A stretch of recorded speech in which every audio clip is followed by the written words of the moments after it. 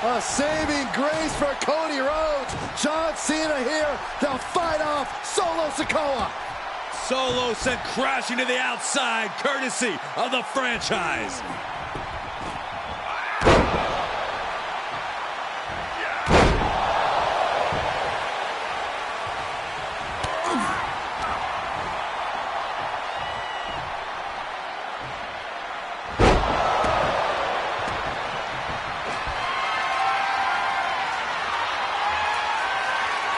Cena looking to muscle up Roman. Attitude adjustment. Reigns is hurt.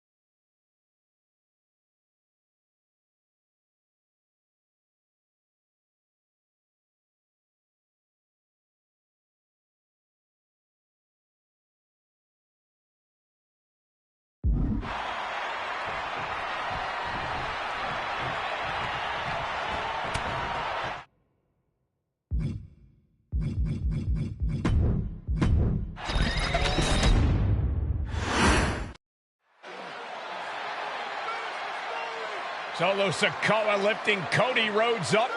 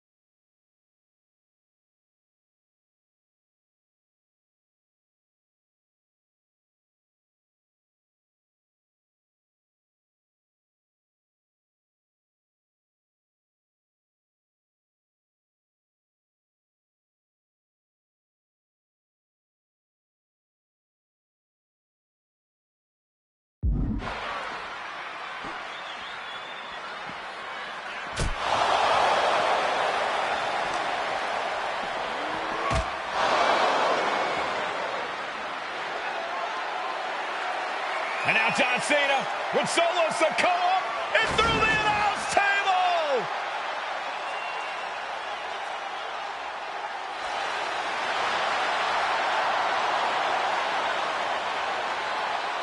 Oh, hold on, guys. Hold on. You gotta be kidding me. The final boss is at WrestleMania. What a moment this is. Brings back memories from WrestleMania over a decade ago.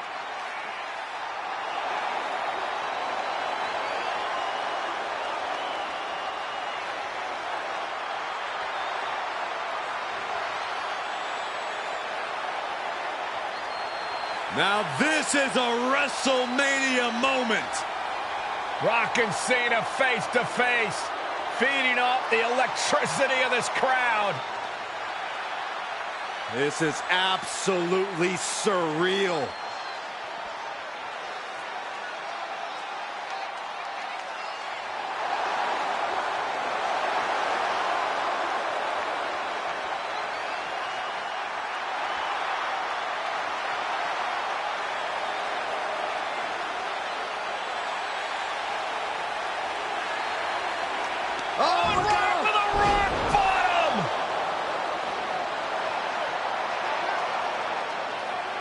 The final boss strikes, and Cena is down. And now The Rock taking off the Mama Rhodes weight belt. He's going to use it against Cody. What? Oh. No way. No way. Guys? What is going on here?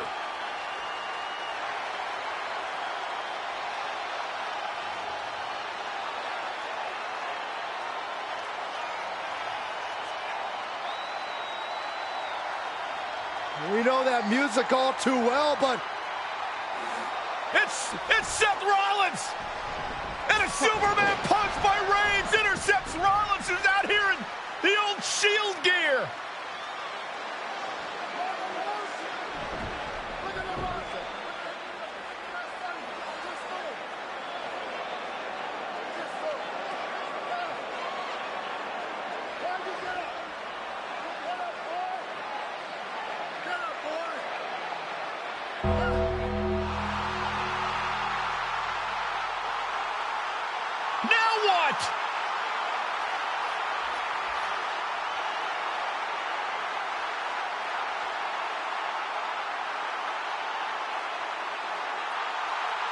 Undertaker's in the ring! Oh my gosh! The Great One face to face with the Reaper at WrestleMania.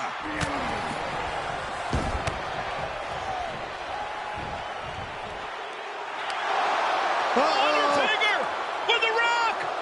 Choke slam! The Undertaker's back in WrestleMania! Unreal!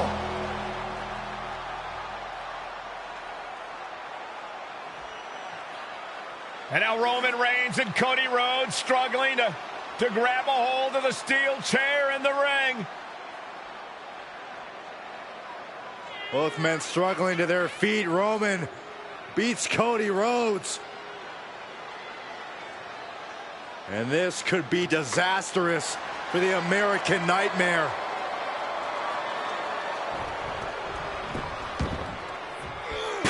Years in the making. The Tribal Chief putting a ghost of his past to rest.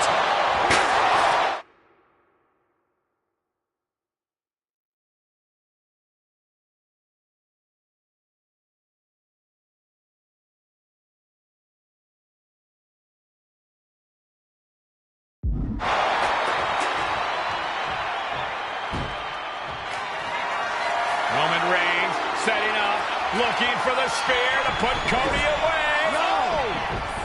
Cody catches Roman. Crossroads. And another crossroads. Looking for the trifecta now. Finish the story. Everybody seems to think that WrestleMania 40 was the night Here that is your winner, but in anyone the who knows new this knows that it's going to take more than one bad night to bring us down.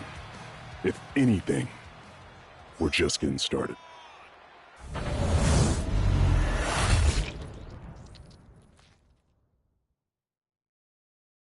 Ladies and gentlemen, my name is Paul Heyman, and I serve as special counsel and the wise man to your tribal chief, Roman Reigns, the undisputed, uncontroverted, unquestioned leader of the Bloodline, the most dominant group in recent memory and in the entire history of WWE. The Bloodline has all the damn gold! For nearly 40 years, I have worked for, alongside, and even employed the absolute greatest superstars to ever do it. Just how dangerous do you want to live?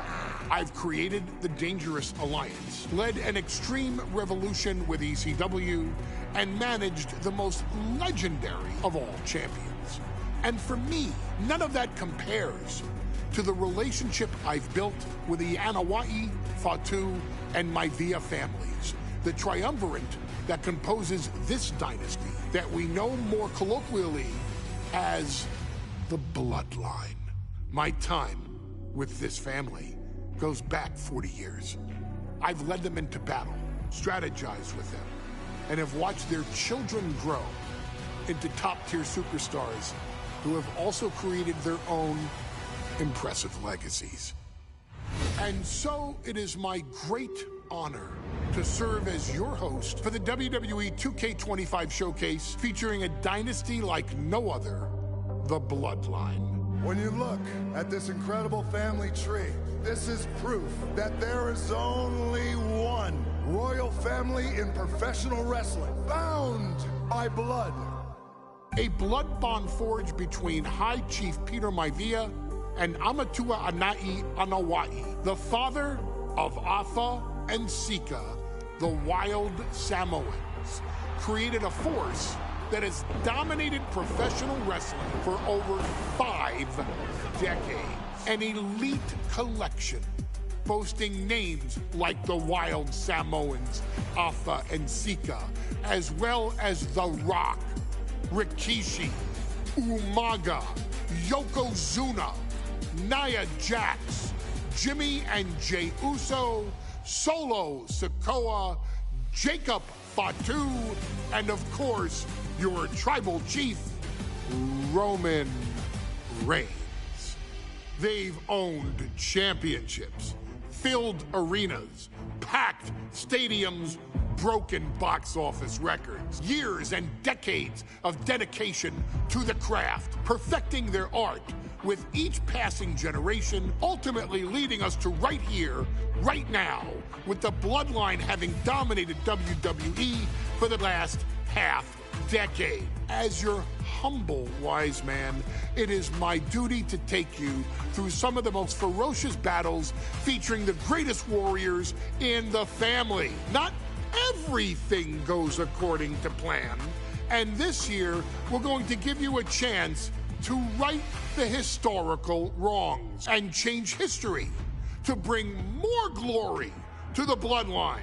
It's our showcase, after all. Honestly, their only real competition is themselves. Acknowledge me! All of this fighting amongst each other, this constant power struggle, I won't let all of that ruin this moment. Because it's not just about Solo Sikoa or Roman Reigns. It's not just about the Usos. It's about every single member of their family that came before them, who built the lineage and who made them into the superstars that they've become today. It's been said elsewhere that wrestling has more than one royal family. That's undeniably true. Also undeniably true is that for all of those other families, there's only one Bloodline dynasty.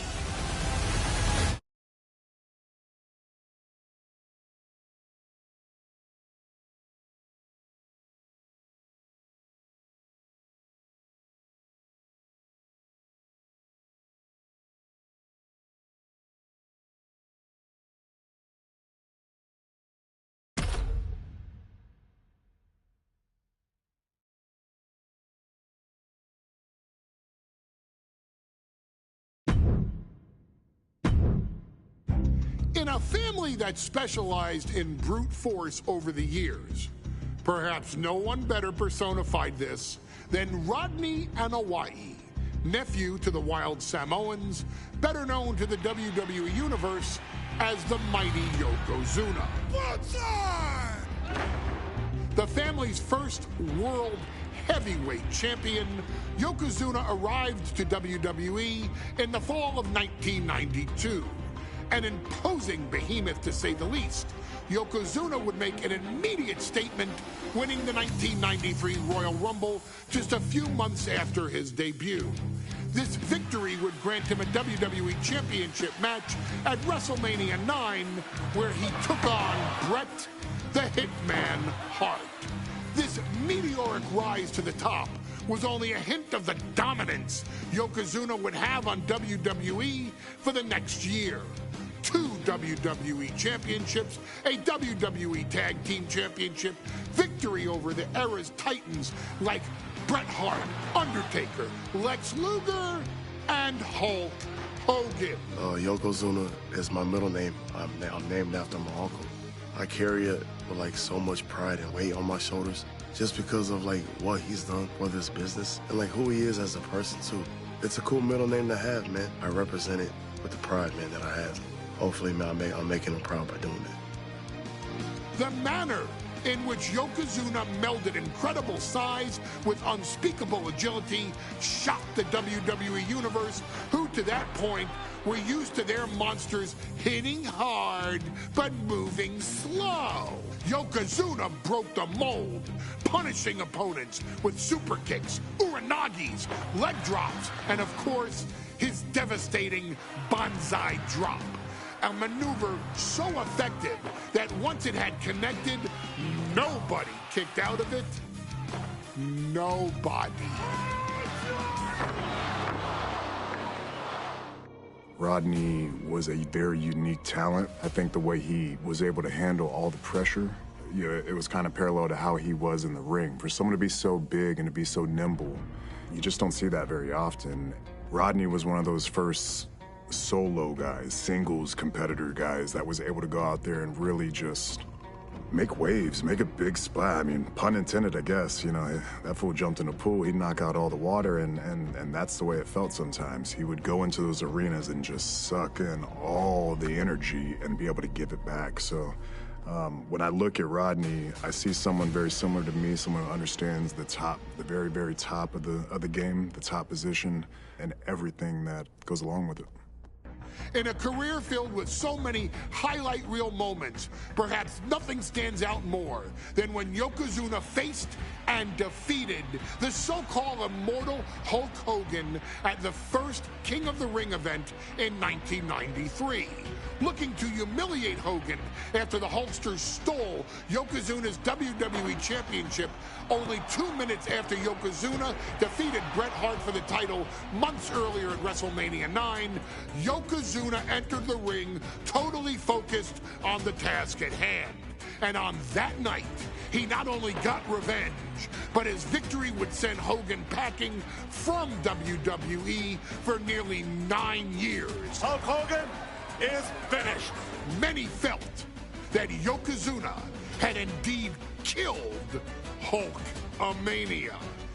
Now, you get to possess the power of the mighty Yokozuna and deal out punishment to Hulk Hogan to walk out of the King of the Ring a 2-time WWE champion. Showcase the ability and the agility that made Yokozuna a Hall of Fame performer and take Hulkamania down. Banzai.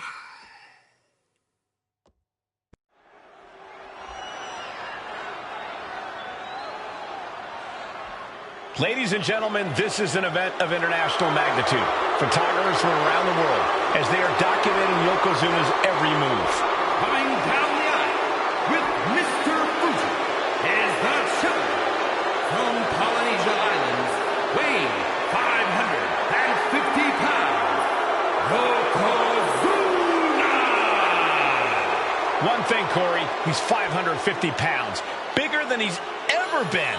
And I understand Hulk Hogan trimmed down so he can have more speed, more endurance. But I'll tell you something, Hogan's got to take him out early. This is going to answer a lot of unanswered questions from WrestleMania 9. A lot of pressure on the president of WWE for what he did. But this is Yokozuna versus Hulk Hogan. Let the winner be the winner. One thing's for sure, Hogan will be quicker. He will be faster than he's ever been in any previous title defense. Well, this is going to be interesting because he's wrestling a fresh Yokozuna this time. Not a man who's already wrestled a 15-minute match with Bret the Hitman Hart. Well, Hogan and Yokozuna's last match lasted less than 30 seconds when Hogan won the title at WrestleMania. Well, I can tell you, this match...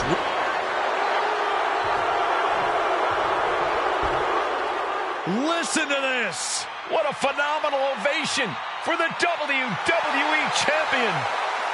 His opponent, coming down the aisle with his manager, the Mouth of the South, Jimmy Hart, from Venice Beach, California, weighing in 302 pounds, the WWE Champion, Hulk Hogan!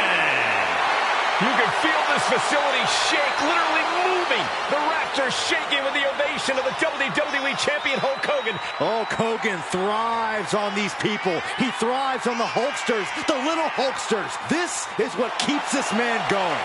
Hulk Hogan's relying on the fans. He wants to hear them cheer. He wants to draw strength from them. But Yokozuna's focused. He has not taken his eyes off Hulk Hogan. He is ready, believe me. The Hulkster ready for war, and you can bet, ladies and gentlemen, it will be warfare here. Well, he's been saying for weeks that he is going to be the first man to slam Yokozuna. Oh, nobody slams Yokozuna. Well, we'll see. Hulk Hogan wanted to prove it was not a fluke that he beat Yokozuna. And now, we're going to find out if it was a fluke or not.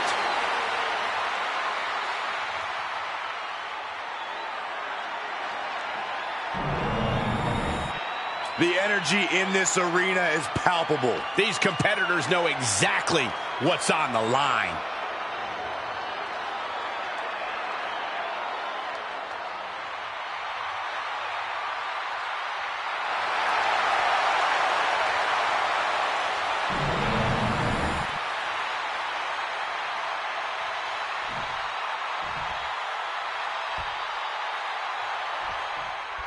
Michael Cole alongside Byron Saxton and Corey Graves, emanating from King of the Ring, 1993.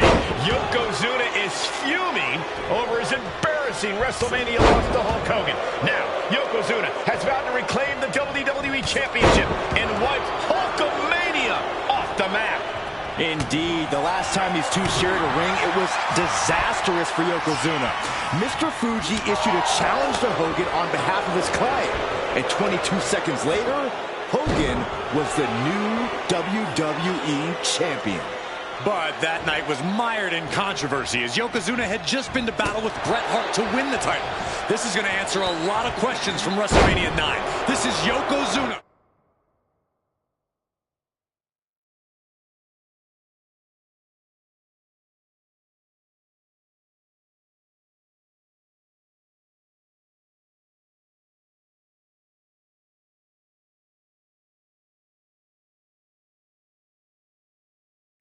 Versus Hulk Hogan, and we're going to find out who's the true champion. He gets into the ring. Hulk Hogan, a five-time champion now. This is his first title defense. The Hulkster spent the last 2 months in Hollywood due to prior commitments, but look out! Diving hammer strike. Yokozuna laying in with those attacks from his massive frame. That's the key to victory for the former champ. From the middle rope. Oh, what a splash! Took a gamble once, took a gamble again, and hit the jackpot twice.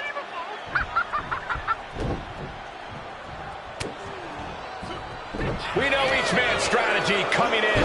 Yokozuna has added 50 pounds to his frame since WrestleMania, while Hogan has actually slimmed down since he captured the WWE Championship. Indeed, we're going to see more speed.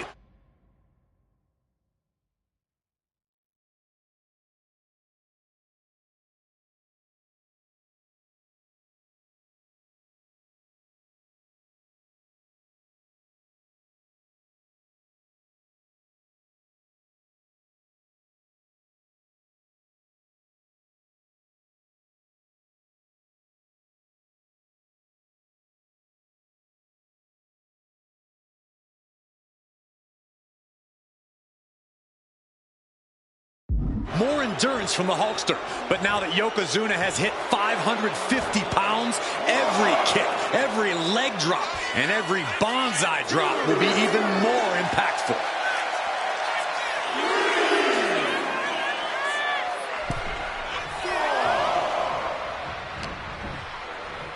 Strong shove there.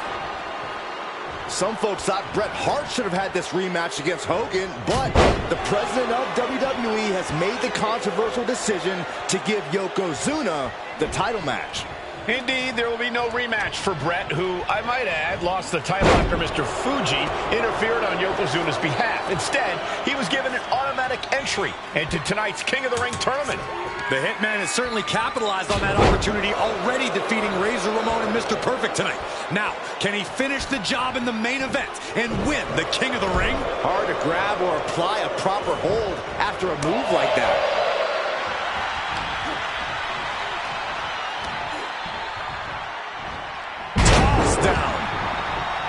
Still so much more action to come after this amazing matchup. Of course, we have the King of the Ring finals later, but before then, there will be an 8-man tag team match with the Steiner brothers and the Head Shrinkers on opposite sides. You want to talk about unfinished business from WrestleMania? Those two teams went to war back in Vegas, and I expect even more hard hits here tonight. Face full of turnbuckle. In full control here. Oof, did you hear the thud on that impact? Now a big swing of momentum against Hogan. Yokozuna making Hogan regret wanting this match. I love it.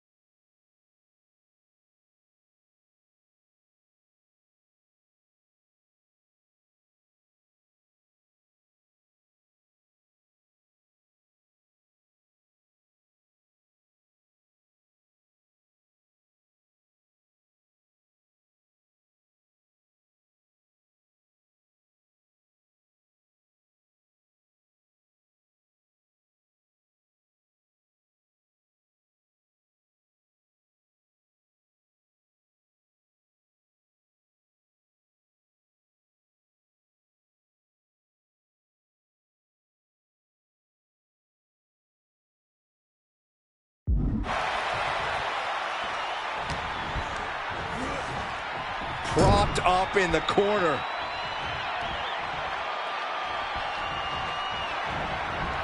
Huge toss. This is an event of international magnitude. Byron, photographers from around the world, including a large contingent from Japan, are documenting Yokozuna's every move. A lot of pressure on the former champion. There is no way Mr. Fuji and Yokozuna can return to Japan and lose face. And the Hulkster may have some self-imposed pressure. He not only wants to win, he stated that he wants to pick up the 550-pound Yokozuna and slam the Giant's carcass through the ring. A big splash! Yokozuna demonstrating his... Yoko says this one's over. Bonsai drop. We might see a new champion crown. Waiting for him to get back on his feet so he can strike.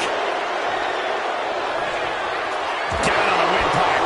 And Yokozuna is really putting the pressure on. Yokozuna taking the fight to Hulk Hogan. The Hulkster's rocked. What a reversal. Hogan able to take a stand there. Good chance for Hogan to gain his wits about it. Hogan's offense gets forward. Boom. Oh my God. Yokozuna turns it around. He's got him getting ready. Belly to belly. Vicious. Yoko says this one's over. Standing challenger might have what it takes to win this. The cover! And Yokozuna is once again champion. I can't believe it. The winner of this bout and new WWE Champion, Yokozuna. We have the official word. Yokozuna is indeed the new WWE Champion. We may have just witnessed the end of Hulkamania, gentlemen. There's no may about it, Cole. Yokozuna just conquered Hogan, and every newspaper in Japan is going to be filled with pictures of our new WWE Champion. Here in the heart.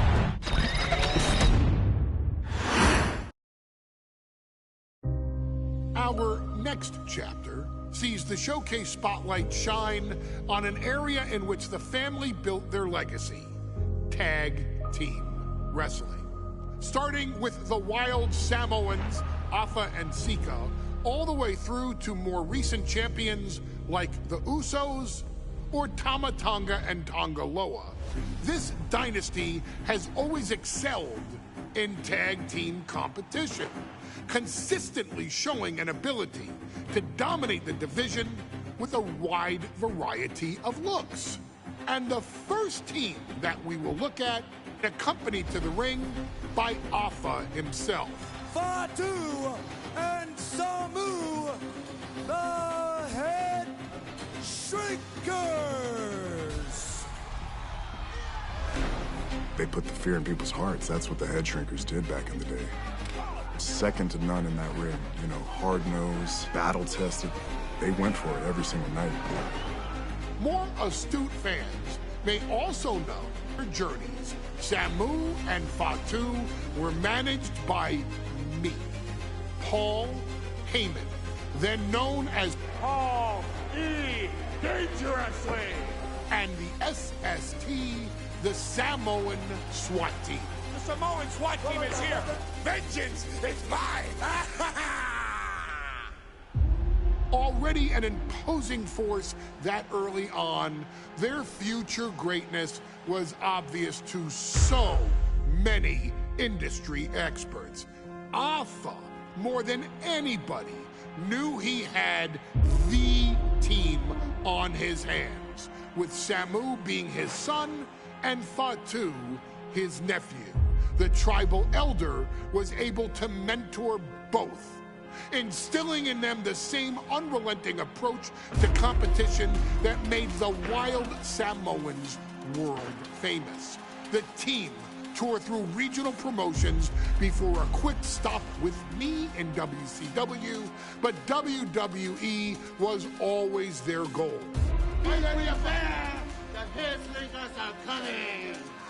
Upon arrival, it was clear that the dynasty's next generation had indeed arrived, immediately drawing comparisons to their world-renowned predecessors.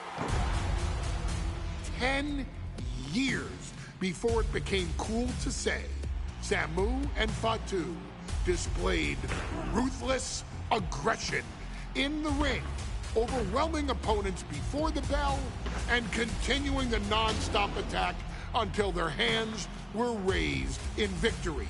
Deceptively agile for men of their size, they brutalized the opposition with devastating dives from the top rope. The duo would eventually go on to capture the WWE Tag Team Championships in the spring of 1994, fulfilling the promise and carrying the legacy to even greater heights. At WrestleMania 9, the Head Shrinkers' one and only in-ring WrestleMania appearance saw them taking on Rick and Scott, the Steiner brothers. Be prepared, Steiner brothers. We're gonna give you a pain that you have never felt before. While I'm not one to make excuses, I am one to give opportunity.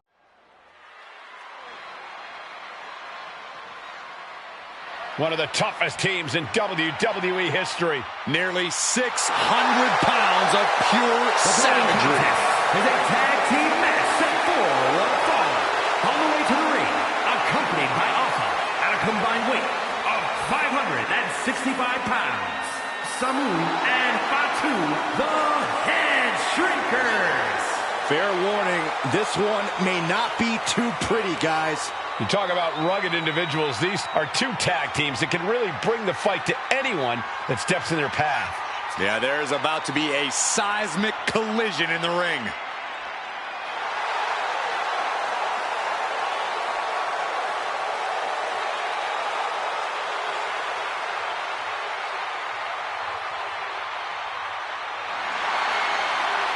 This match means so much to the Steiners and to the Head Shrinkers.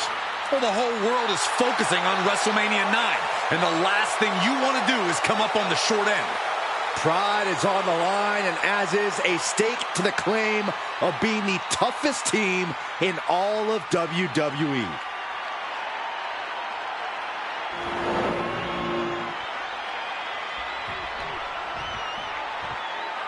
The Steiner brothers getting a tremendous ovation here in their first WrestleMania, and we'll see if they can carry on Michigan's winning ways. And their opponents, at a combined weight of 531 pounds, Rick and Scott, the Steiner Brothers. The Steiner brothers are one of the most promising tag teams we've ever seen in WWE. But Samu and Fatu are looking to stomp out any of that promise right here at WrestleMania. Let me warn the WWE Universe right now. This is going to be a brutal match. Just two heavy-hitting tag teams going at it. Physical, smash-mouth wrestling. And like Saxton said, it won't be pretty at all.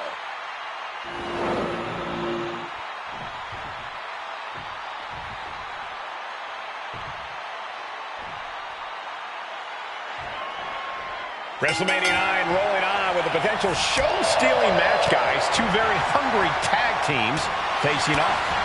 Indeed, Michael, the Head Shrinkers and Steiner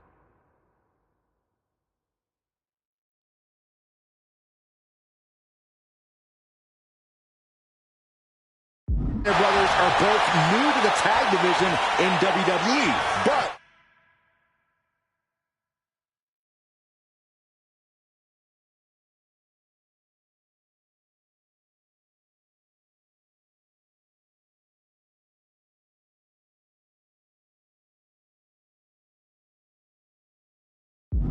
both teams are off to an amazing start so far. And you have to imagine whichever team wins this high-profile fight becomes an instant top contender for the Tag Team Championship. And with two teams this physical on such a big stage, it is indeed going to be a fight. Samu and Fatu, already some success in the tag division tonight, could really be their coming-out party. Well, they certainly have a tradition to uphold, Cole. The man in their corner, Alpha, has held the WWE Tag titles on 3 occasions, and he's primed to bring the Head Shrinkers to the top as well. Look at this, just stomp after stomp after stomp. That was a showing of control and aggression, something they'll want to keep up. Samu's gaining the upper hand. Seeing some high-impact offense from Samu and Fatu thus far. I'm not sure the Head Shrinkers are even going for the victory. They just want to destroy the Steiners. There may be an abundance of togas in the arena today, but you're not going to see a lot of Greco-Roman wrestling out of the Head Shrinkers. They're just looking to hurt the Steiners.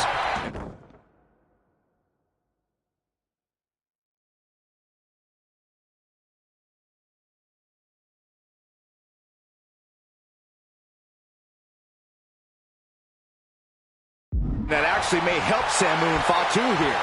The Steiner brothers have earned most of their wins by utilizing their amateur wrestling skill set. I can't imagine they'll get many grappling opportunities against dedicated brawlers like the Head Shrinkers.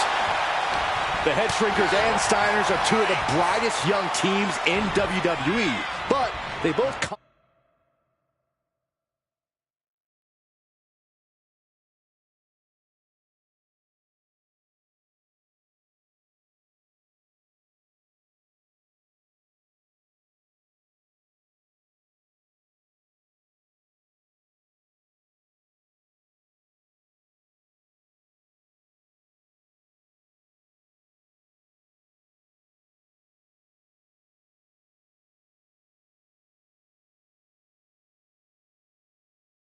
into this match with a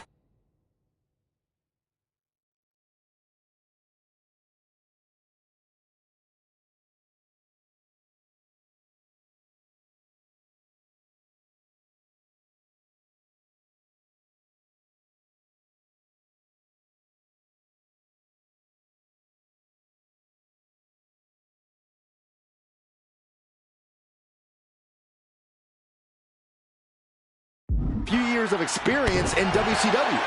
The Steiner brothers earned many tag accolades in WCW, but Rick and Scott have their share of singles titles too. Meanwhile, Samu and Fatu were never quite able to break through before WWE. You know that has to serve as motivation for the Head Shrinkers tonight. Boom, right in the button. He's looking fairly drained. After that, maybe it's time to tag out for a second. And he stonewalls Samu.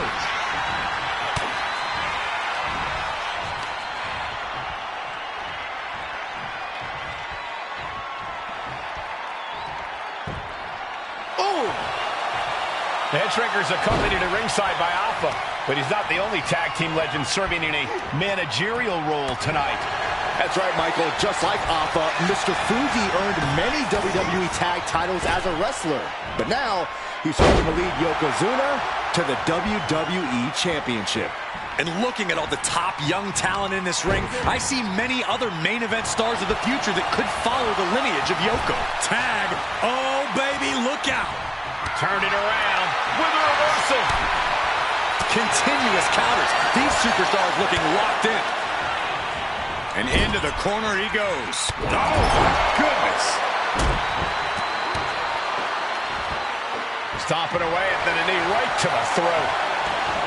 The whole world is focused on WrestleMania 9 tonight. The last thing you want to do is come out on the wrong side of a match like this. That's right. A big win at WrestleMania means a big boost in the tag division and a substantial winner's purse. I don't think the Head Shrinkers concern themselves much with the financial matters, Saxton, but they are dead set on proving they're the toughest dudes around. Oh! And now Scott is getting beaten down. The Head Shrinkers.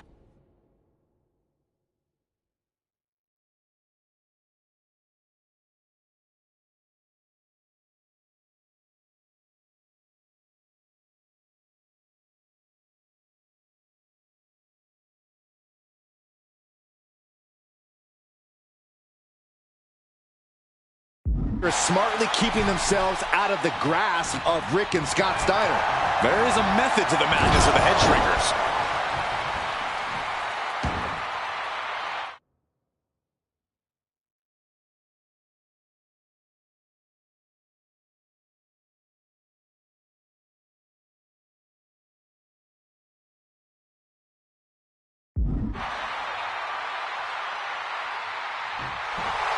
Samu trying to bring the audience along.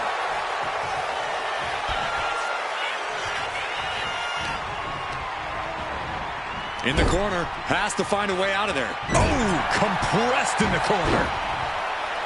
Before this match began, you heard the Steiners speak backstage. Scott saying, quote, "Me and my brother are going to go out with a game plan and do what we do best, and that's wrestle." That's all well and good for the Steiner brothers, but Alpha has gone on record saying that his men are looking to tear Rick and Scott's heads off. Oh! Momentum moving towards Samu's corner. All of Rick's arsenal is being restricted. From the top. All the way down to the floor. This can't be good. They just missed wildly. Took the high risk, but unfortunately, no reward. Oh, ouch! Oh!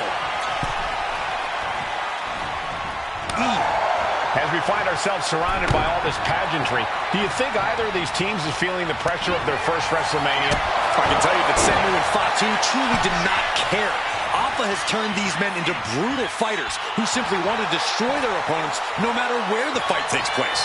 And as for the Steiners, we know they have big match experience, tons of amateur championship bouts in college, and some of WCW's biggest events. But even those can't hold a candle to the spectacle of WrestleMania. Drops the hammer. Right on the lower back. He realizes this is his opportunity. Taking aim.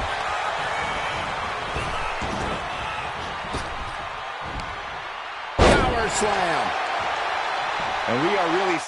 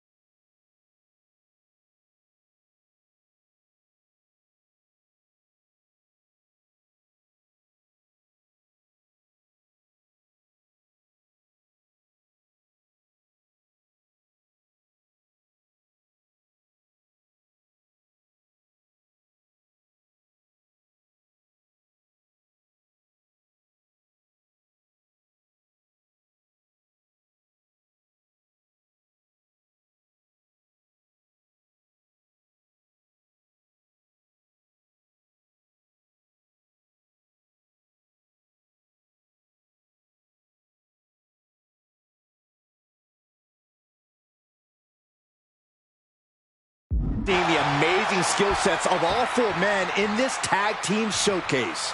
Well, we already knew about the brawling of the Head Shrinkers and the grappling of the Steiners, but men as big as these four behemoths should not be able to fly around the ring like they have thus far. It is made for an extremely tough act to follow, guys. He tags in his partner.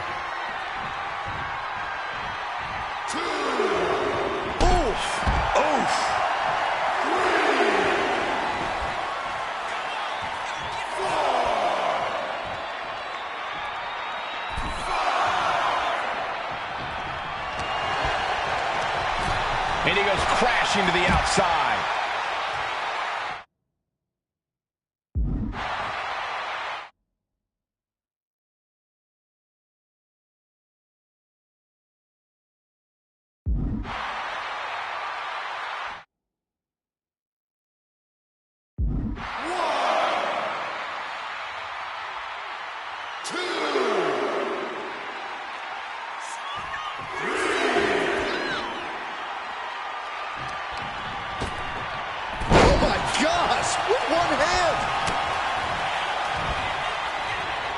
Uh-oh, look at...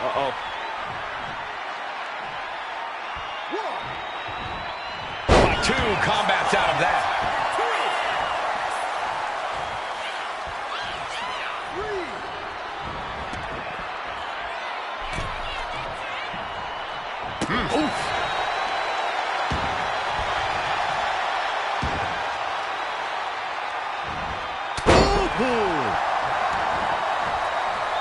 Oh, you can tell he's feeling it now. This fight is pumping him up. Oh!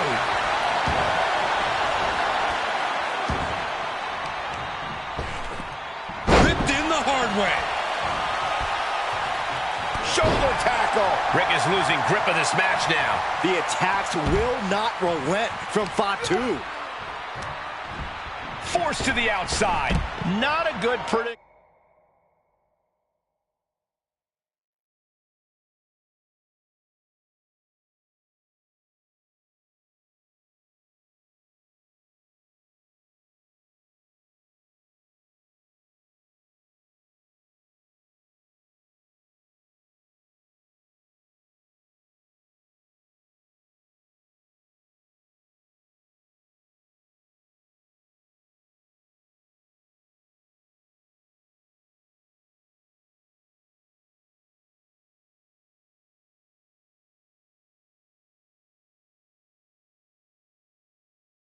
Meant to be in. Having trouble making it to a vertical base, and it looks like it's only going to get worse.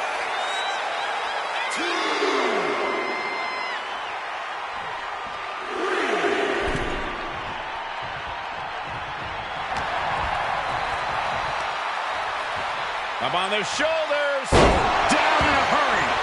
Fatu is just having his way. Steiner's in peril here. He gets the tag. Steiner dodges.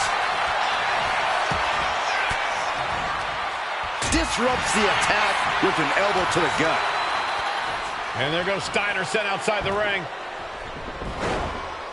Fatu like a one-man wrecking machine right now. Cleaning house. Oh, look at this. The power by Scott Steiner. But the tag was made and Scott not aware. Big kick. Scott Steiner did not see the blind tag made by Samu. Oh, this is not looking good for Steiner. And this is what the Head Shrinkers do.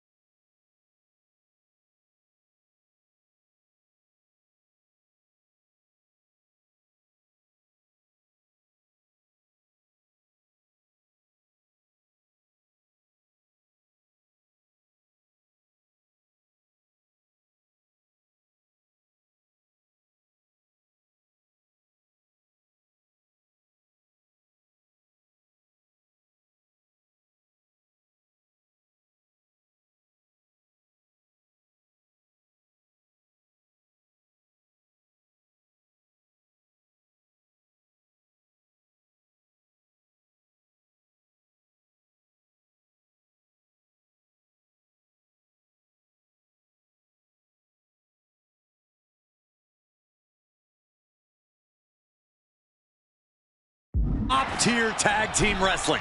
Steiner didn't see the tag, decided to hot dog around, and got a foot in the face for it. Ooh. Headed to the top rope. Up high. Oof, nobody home. Round we go, and driven down in a side slam.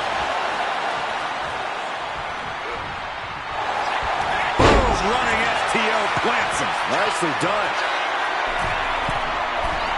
From the top. Elbow drop. Look at this, just what a barrage of stops. Making his way to the top here. Watch out. Elbow drop.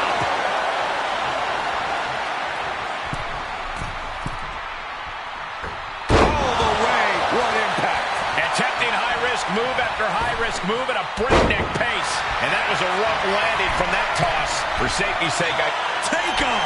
Oh, coming down from way up top. That's it. No.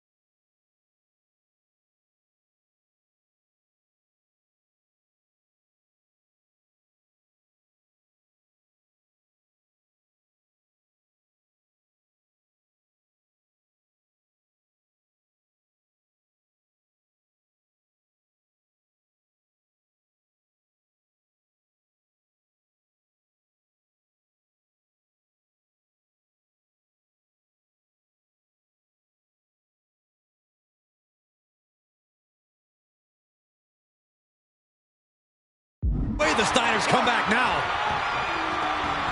Ooh, what a jumping headbutt. Scott getting worked on right now. Samu is really on top of his game right now. Oh, and a backbreaker. Right to the spine. Oh! Ricocheting off the turnbuckles. Taking his time, preparing to attack.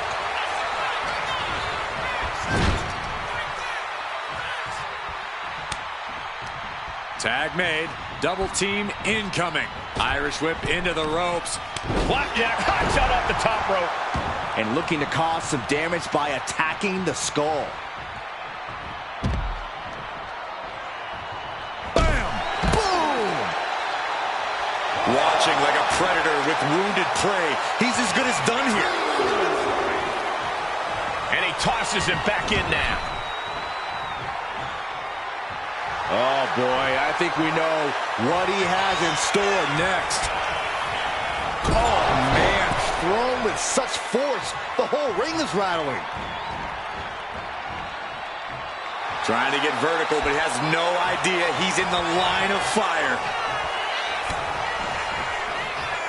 Oh, clothesline!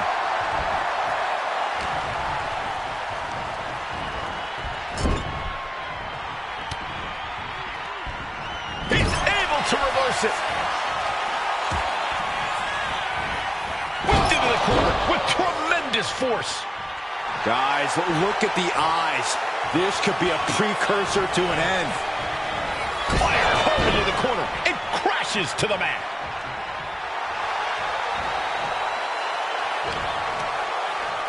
Uh-oh. Scott gets waylaid. He's in a very bad spot, totally out of it.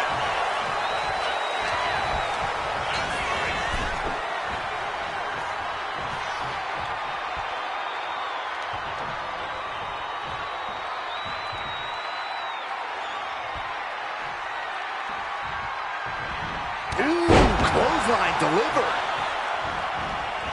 Oh, boom!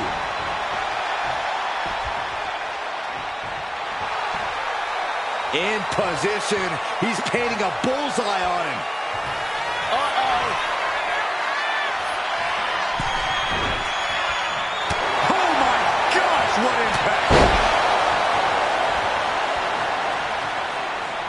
He can barely gain his footing, and he has no clue what's coming. Oh, I think the ring just moved.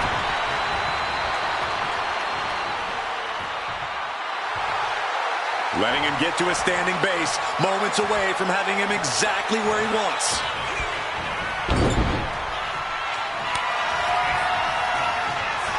Tag. Double team coming. Driven down face first. And the head shrinkers just might have it. Stiff headbutt. We're seeing more offense directed to... He's going for the pin.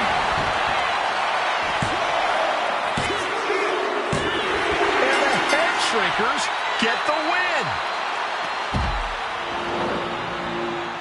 Here are your winners, Samu and Fatu, the Head Shrinkers. And what a huge win for the Head Shrinkers tonight. Samu and Fatu making their family proud and proving themselves as top contenders in the tag division.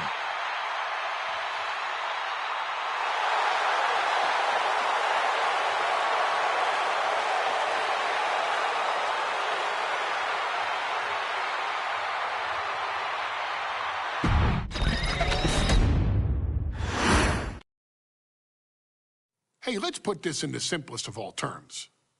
Dwayne "The Rock" Johnson is the biggest celebrity on the face of the planet today.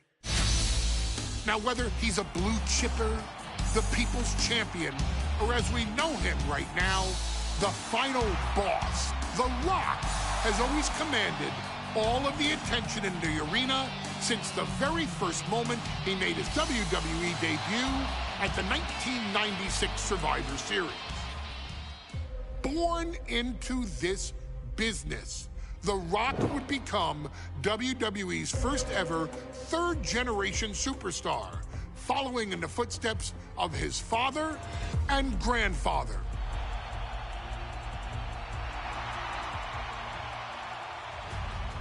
Who had competed in WWE rings before him. Dwayne had the huge responsibility. There's a legacy, and you have to take it so seriously. Even with incredibly high expectations, the Great One surpassed them all, along with the usual achievements if your name is The Rock: 2 Intercontinental Championships, 5 Tag Team Championships, 8 WWE Heavyweight Championships, a Royal Rumble victory, not even to forget the fact that The Rock once led an entire nation. The Rock has one of the more noteworthy feats in WWE history, earning WrestleMania victories over Hulk Hogan, Stone Cold Steve Austin, and John Cena. Each of these men are known as the faces of their respective era. Each of these men found out what happens when you go one-on-one. Oh, you know the rest. Of course, The Rock rivaled Stone Cold Steve Austin's popularity during the vaunted Attitude Era, tearing opponents down with rock bottoms and people's elbows while tearing them apart on the mic with cutting one-liners and catchphrases that are still recited to this day. If you smell, know your role and shut your mouth. He ended CM Punk's 434-day title reign as WWE Champion at the 2013 Royal Rumble as well, after having only competed twice over the previous 9 years, displaying the always ready mentality and physical conditioning on which he has built his global brand. But you don't need me to rattle off The Rock's resume to you, now do you? Of course not. The man is an occasion unto himself. He has headlined the biggest events against WWE's most iconic superstars and has always found a way to, how does he put it? Layeth the smackdown on some jabroni's candy ass. I couldn't have said it better myself, although I think I may have just done that. But indeed, he has.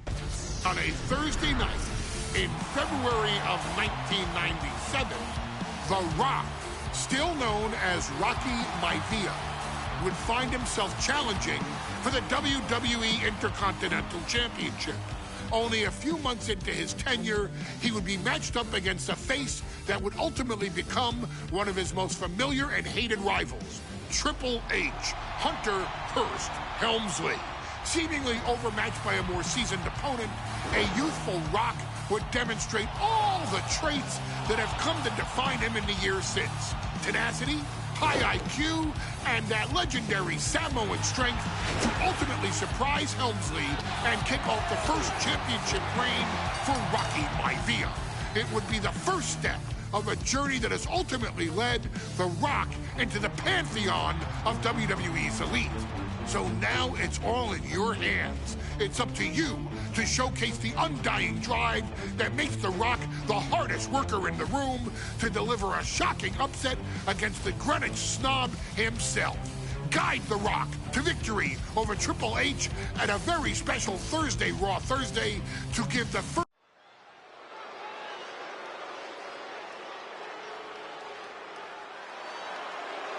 And here comes the #1 contender, at least for tonight, Rocky Maivia. The following contest, scheduled for one fall, is for the WWE Intercontinental Championship. Making his way to the ring is the challenger from the South Pacific, weighing in at 275 pounds, Rocky Maivia. A blue chip talent with a bright future.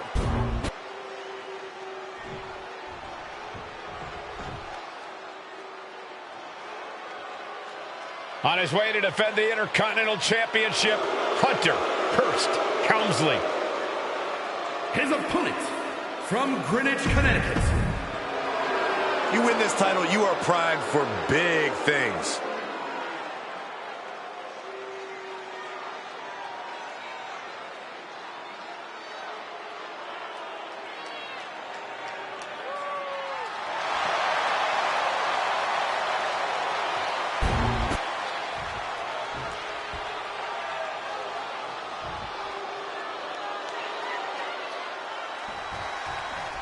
The Intercontinental Championship is on the line here between two superstars.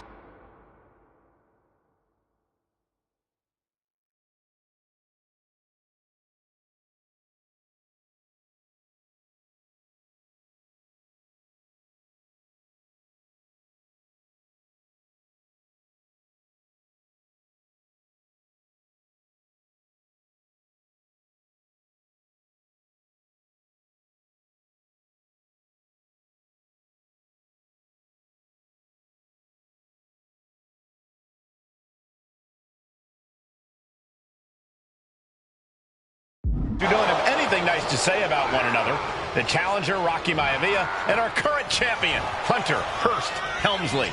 Well, Helmsley is our champion for a reason. He's a cut above the rest, a higher class of in-ring competitor. This Rocky Maivia.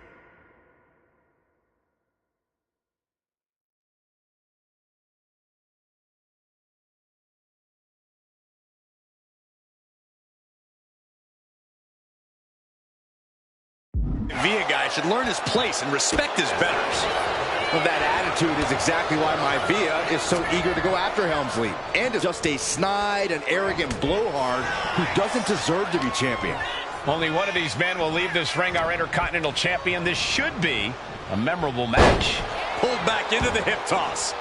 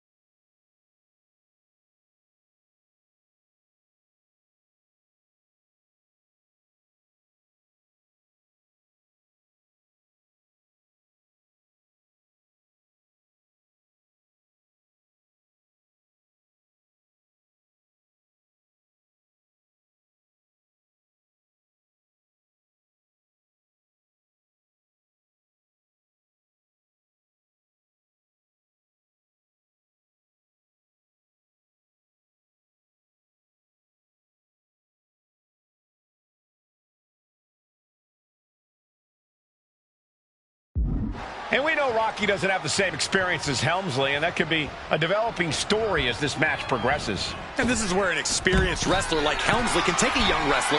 Sky high! Whoa, look out! Took a leap of faith and connected perfectly. This could be just what they needed. Desperate knee buys him some time. Rocky beats him to the punch. Oh, clothesline. And Rocky is delivering solid damage, but needs to remember to get Helmsley in the ring. The title can be won outside of the squared circle. Just getting bounced off the ring post. Got to be agonizing for the arm. And watching from home is Rocky Johnson.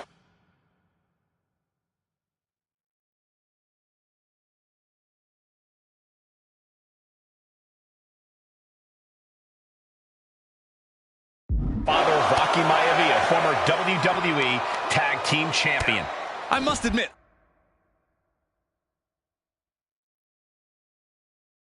I do see a bright future for Maivia.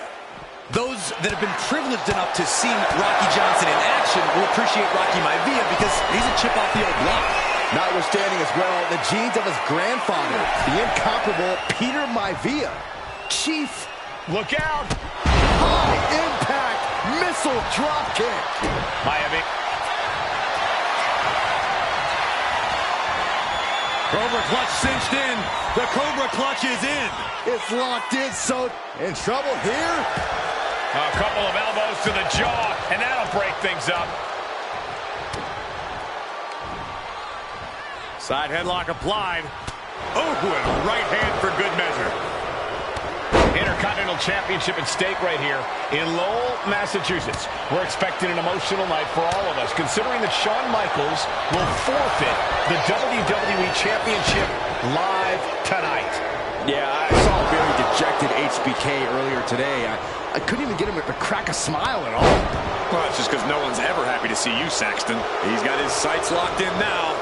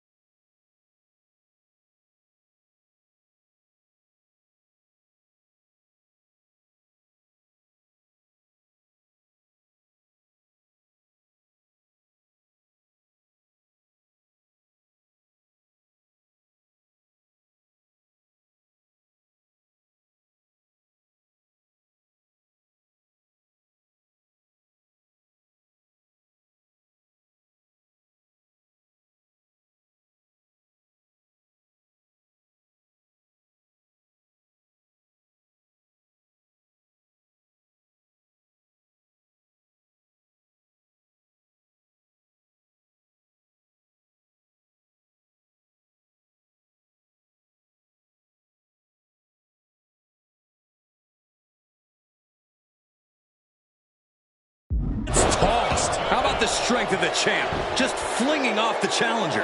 Does the official not see him removing the turnbuckle pad? Keep your voice down. Helmsley timed that just right. And even before the bell rang tonight, I think Hunter Hearst Helmsley has been trying to frustrate Rocky. He's tried to say, hey, young fella, we're going to do things at my pace, not yours. Rocky, the 6'5", around 270-pound stud. Well, look out. The cross connects.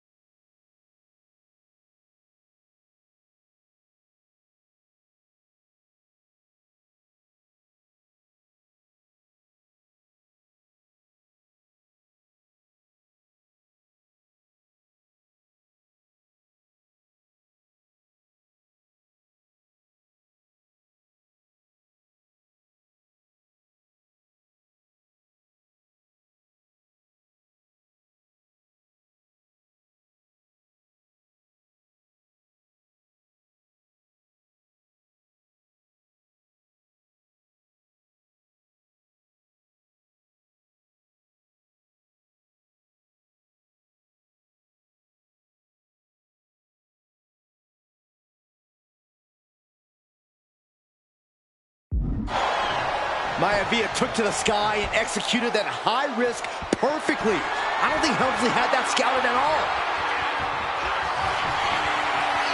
Up and down into the shoulder. Wow, that hurt. Could that be enough to gain the title?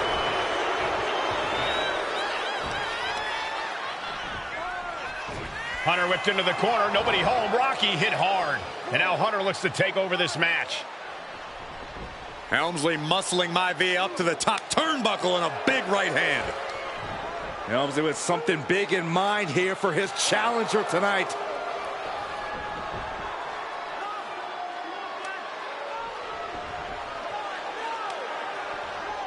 Well, this is just blatant disrespect from the arrogant champion. Almost daring Rocky. Hey, you really want my title? You really think you're going to be Intercontinental Champion? Up to the top. Hooking Rocky into a superplex. This could be it. Can Hunter capitalize? This could be it. Hook of the leg and a cover. And Rocky stays in it, getting his shoulder up. Still not enough to put out the flame of Rocky Maivia. Hunter has to be asking himself, what else do I have in my arsenal? And I think we may get our answer, gentlemen. Yeah, it's just a matter of time, I believe, before this one's over. Hunter hooking Rocky, taking his time, looking to put him away. Maivia just collapsed. This just shows you how much damage Hunter Hearst Helmsley has inflicted on the challenger in this matchup. I think Maivia's done. Official might want to step in, call this one. The official checking on Rocky. Hunter Hearst Helmsley believes this is close to being over. Lifting him back up again. Rocky rolls through. Shoulders down. Rocky wins the title.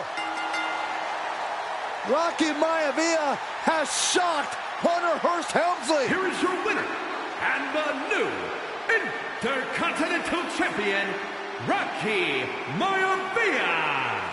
We have a new Intercontinental Champion.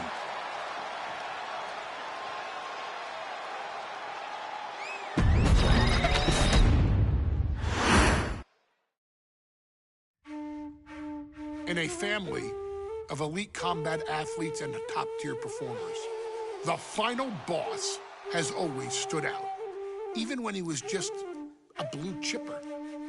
But there wouldn't be a final boss. There wouldn't even be a bloodline if it wasn't for The Rock's grandfather, the High Chief Peter Maivia. You can think of him as the first boss. Predecessor to the tribal chief. He is one of, if not the foundation for our family. The Anoa'i Fatu Maivia wrestling dynasty. I don't think there's anybody more responsible for what's going on now than the High Chief himself.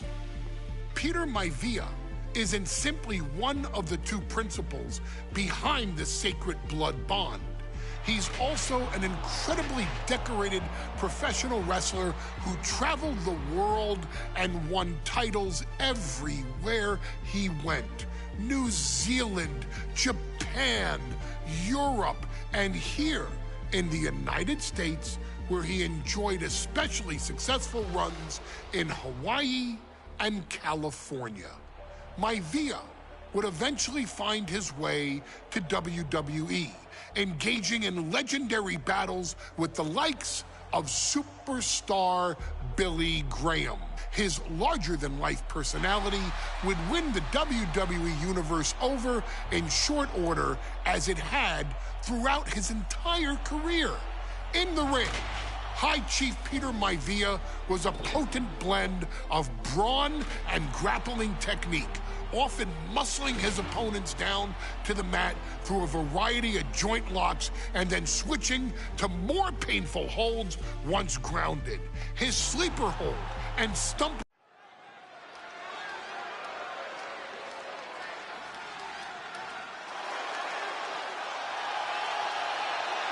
Uh-oh, somebody call the local zoo.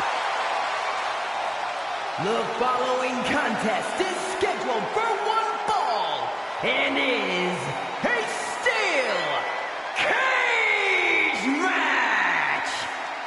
Introducing first, from Detroit, Michigan, weighing in at 275 pounds, George the Animal Steele! I'm not even sure the cage can contain this man.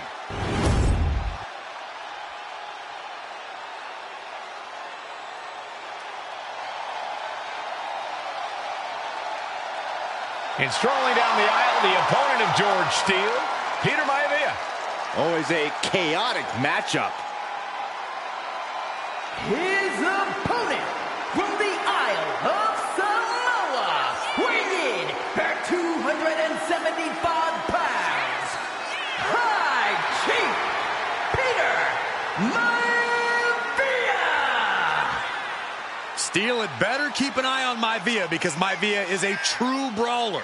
Few men can handle the chaos of the animal inside a steel cage, but I believe the High Chief is ready.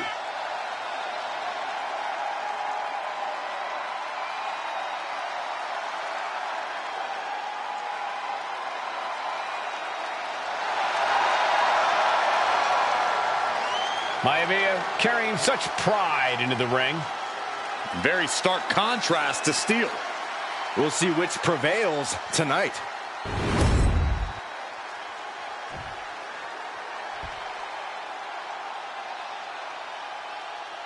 High Chief Peter Maivia taking on George the Animal Steele in a steel cage match. Quite a heated history between these two guys. Yeah, Michael, and I think it's because Maivia is one of the few superstars brave enough to take on the animal. Most of their contests have ended in countouts or disqualifications. Thanks to the cage, we'll get a decisive victory in this one.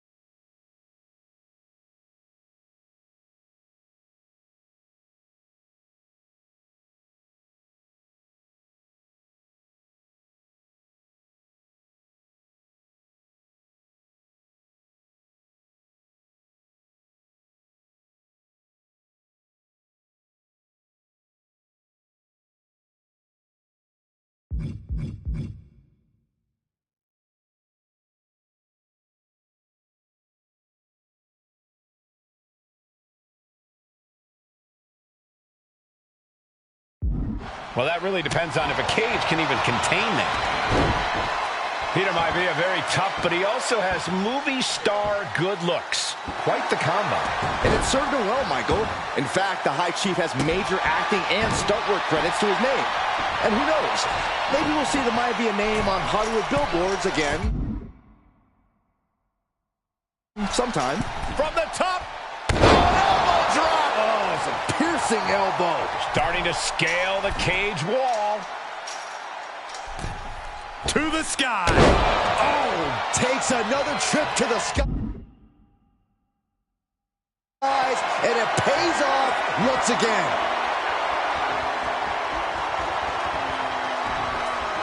Delivers the knee. Headbutt. Maivia overwhelming his opponent here. And you can see Steele is struggling to weather the storm of the High Chief. Fist drop. George the Animal Steele is not a wrestler by any stretch of the imagination, guys. He's a true brawler. And he might be the best brawler in WWE, Michael. There is no shortage of fight in the Animal. But you know who might be a better brawler, guys? The High Chief, Peter Maivia. When you consider that Maivia is also an excellent high flyer and a great technician, well, you can see why the High Chief is the favorite in this match, even with the steel cage stipulation. And he's letting his prey stumble right into his trap. Running FTO plants him. Nicely done. And he has no response for this barrage of offense. Yeah, and Maivia has really figured the Animal out here. Maivia just dominated the Animal with that one. And he is telling the referee to open the cage door. He wants out of there. That unraveled on George. The Animal has to be elated to... Oh, nothing fancy here. Hasting victory. Oh, wait a minute. Turns the leverage for... I don't know why he just called off the pin attempt. Hopefully he has a strategy. Oh, what a headbutt. Vicious headbutt. Ooh, whoa. Peter Maivia is looking unstoppable now. Can Steele recover from this adversity? Oh, the headbutt. Oh, and a headbutt. Oh, headbutt. The Animal may be wounded prey at this point. The High Chief closing in on... Oh, and soon we could be seeing a submission here. Able to punch his way out. Uh-oh. The High Chief, Peter Maivia, really making a name for himself in WWE, but he's had plenty of... George is tied up here. Caught with the backbreaker. No way Steele's coming back from that.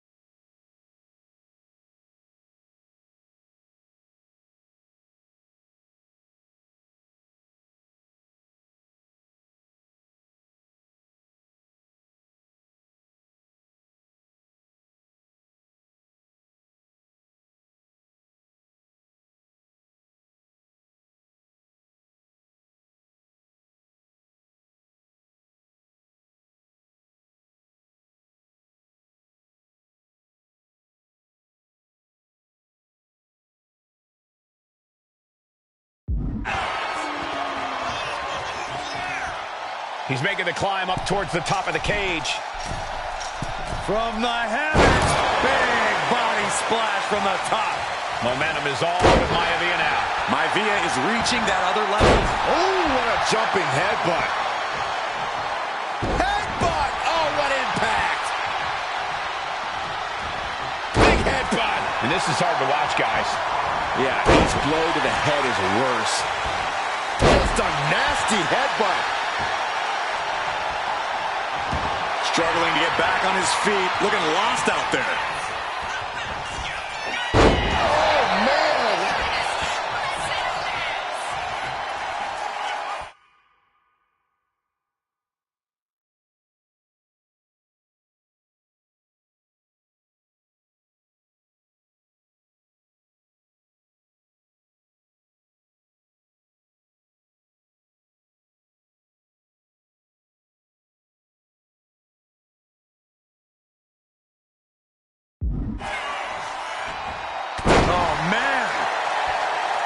George Animal Steel might be a bit of an underdog here. In fact, he lost the match by countout to the High Chief.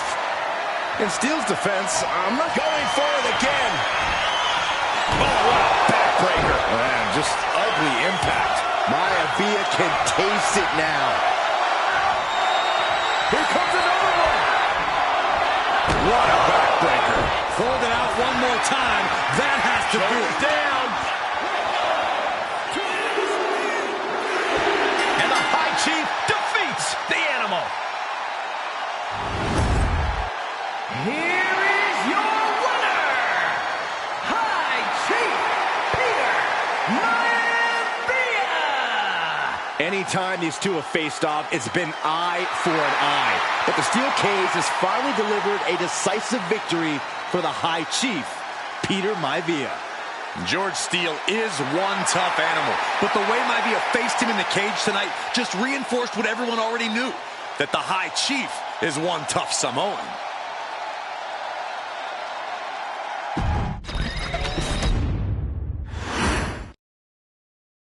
She's not like most girls. She's also not like most WWE superstars. Nia Jax, the reigning queen of the ring, is a reckoning, a force of nature that blitzes right through her competition. A cousin of The Rock, Nia Jax arrived in NXT almost 10 years ago with astronomical expectations. Undaunted, Nia Jax would dominate early opponents, finding herself competing for the NXT Women's Championship mere months after her debut. It did not take long for those running Raw and SmackDown to take notice. Well, our next pick, Nia Jax. And Nia Jax would join the Raw roster as part of the 2016 Draft Lottery. And since joining the main roster, absolutely no one has been safe from Nia Jax. She is a two-time women's champion. She is a two-time women's tag team champion. She competed in the men's Royal Rumble match in 2019, even getting an elimination while in the ring. Nia Jax looking to eliminate. She does. She's battled standouts like Charlotte, Bayley, and Becky Lynch. And all the while, she has left undeniable destruction in her wake. In the ring, she applies many of the same tactics that once benefited Yokozuna, even using her own version of the Banzai Drop, known as the Annihilator. And just like its namesake, if it connects, your night is over. And Nia Jax remains driven for even more success, jumping at any opportunity to prove her dominance. This last year, that included entering into the 2024 Queen of the Ring tournament after earning victories over Naomi, Jade Cargill, and Bianca Belair. Nia Jax would fight her way into the finals, taking on former NXT Women's Champion Lyra Valkyria. Valkyria built a lot of momentum, defeating Dakota Kai, Zoe Stark, and Io Sky to punch her ticket into the final at the Queen and King of the Ring. With an obvious game plan, Lyra would look to stick and move, avoiding the colossal attack.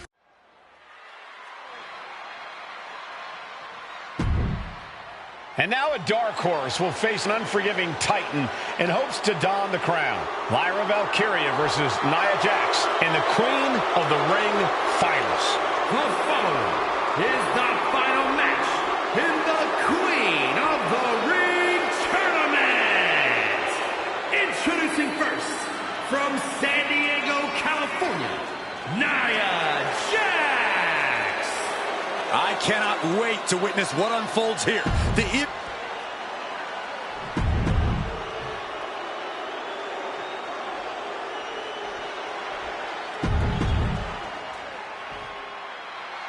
And there will be a coronation taking place tonight as Nia Jax and Lyra Valkyria face off in the finals of the 2024 Queen of the Ring tournament. The Irresistible Force has been on a tear recently, and Nia believes the crown already belongs to her.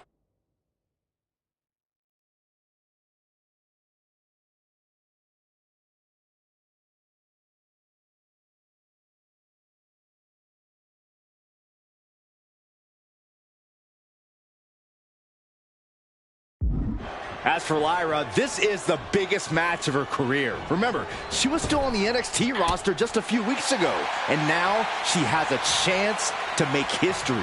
Neither Nia nor Lyra looking to back.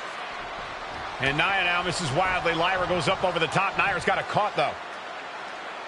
Lyra trying to rely on her technique to bring down the Irresistible Force, but having no luck at the moment. I'm not sure this is going to work either. Jax just entirely too strong, but whoa! That was interesting. Oh, nice athleticism by Valkyria. Even Jax might be a little impressed. I wouldn't go that far, Saxton. Here comes Nia, just imposing her will on Lyra Valkyria. Again, Lyra showing how resourceful she is, applying the sleeper to Nia Jax. Lyra tried to hold on. And now Nia Jax in control, and she's going to look to put Lyra away. Nobody home! Set outside the ring, and Valkyria's got a chance. Huge window of opportunity. Right now for Lyra Valkyria to strike. Lyra may actually pull this off. Lyra may become queen. Lyra has the advantage. She has Nia reeling. But Lyra can't win Queen of the Ring with Jax on the outside. This match has to end in the ring. What a flipping senton! Crushed. Lyra Valkyria, one of the best technical wrestlers in NXT Women's Division history. But the game is about so much more than technique. It's about experience and timing, knowing when to tap into certain parts of your psyche. Nia knows this, and we've seen it for years. The big question is, does Lyra? And now gets tossed into the ring. Climbing up the corner.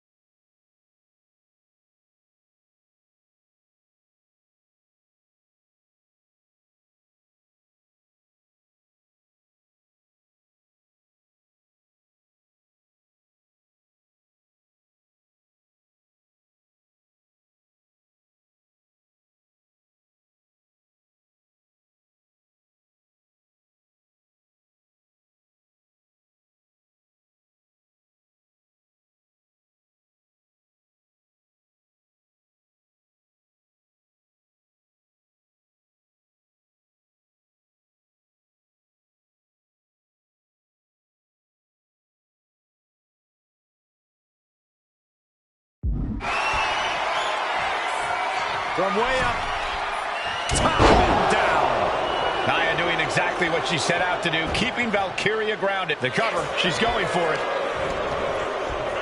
Oh, don't bother counting. She's got a whole other beatdown to hand out. What a headbutt. Vicious. Anything can happen in WWE. It used to be a tagline, but it's the truth, and Lyra Valkyria is living it. Over the last 12 months, Lyra has already knocked off the likes of Becky Lynch and Io Sky, but she's never faced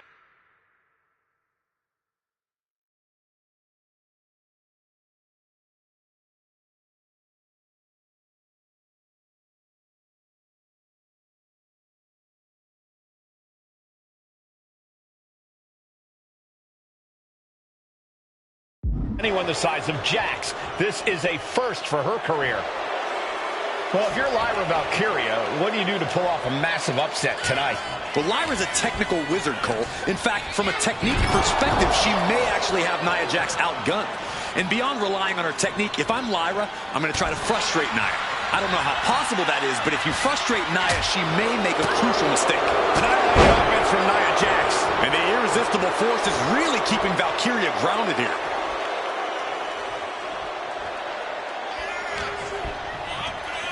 Just sent crashing to the arena floor. From the top, through the air, and connects. I can't believe what we just saw. I can't believe that didn't miss. Good Lord, what a leg drop. Nia just dominating Lyra. This could be all over any minute now. Looking dazed. You can tell she has no idea what's coming to her. What a headbutt. Lyra says she feels alive every time.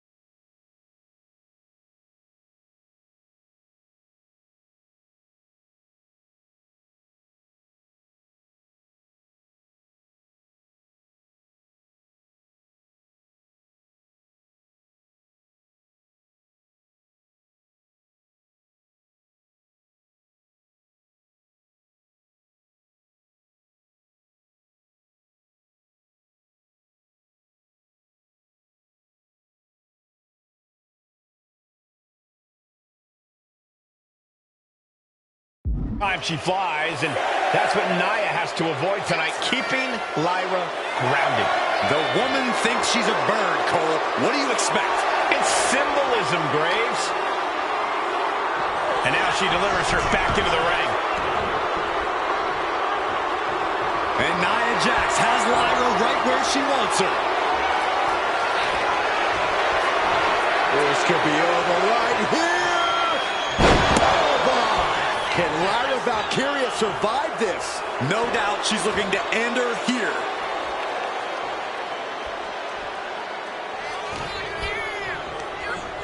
Oh, man, she finds a hard landing on the outside. She's on noodle legs, not looking good.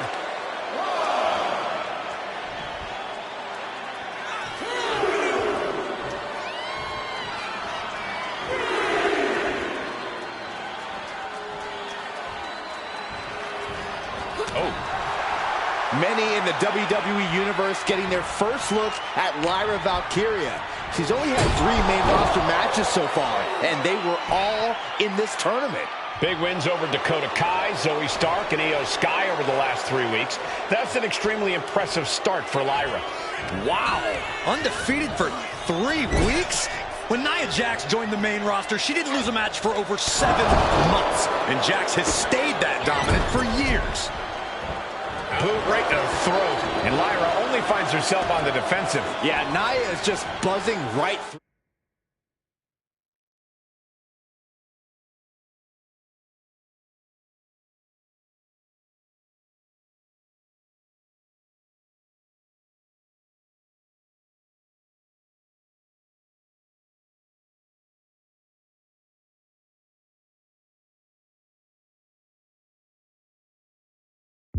Lyra here.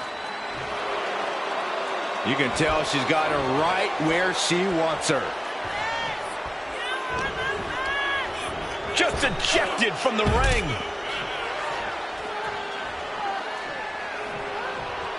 Nia sizing her up from the top. From the top.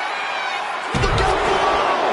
Soaring through the sky and crashing onto their opponent.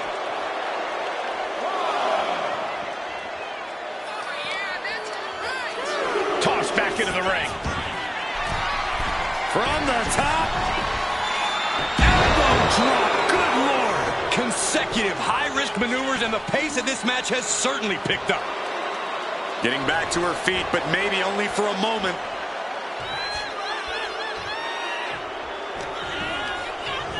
Ooh, hard into the turnbuckle.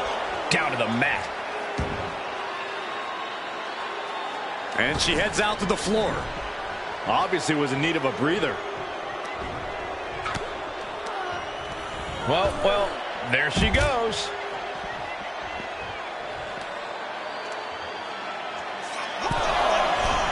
Go from the top. Good Lord, taking flight. From up top, right onto the target, outside. That is kicking things into a whole new gear. Into the steel steps. That's got to be a tide turner. She's honing in, staring daggers at her target.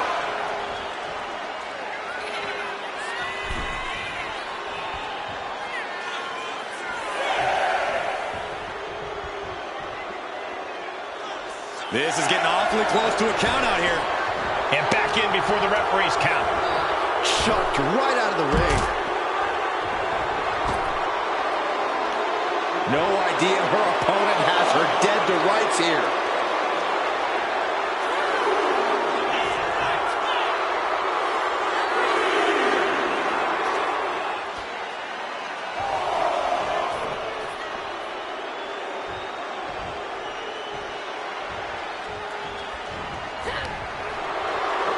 Sidewalk slam. In just a matter of minutes, we'll have our second Queen of the Ring. The first, of course, being Zelina Vega. But you've got to believe that Zelina will want to. Muscle all the way up and all the way down. Powerbomb. Jax on the verge here. She has her lined up. This might be the end here. Goes into the corner.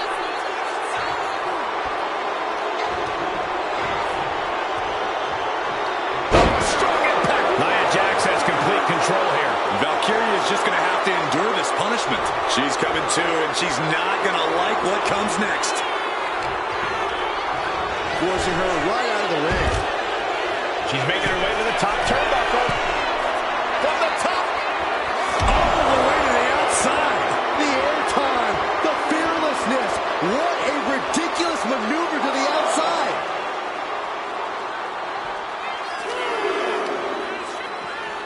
She throws her back in. Confidence is always a key for Nia Jax. Big time lariat. Starting to fire up. Where does this superstar get this from? This is incredible. Up and down, leg lariat. Lyra just hit Nia with a big move, but can she capitalize? What a jaw-dropping show of strength this late into the match. Big boom. Desperation in the eyes of both Jax and Valkyria. Neither woman willing to back down. Both throwing everything they can at each other.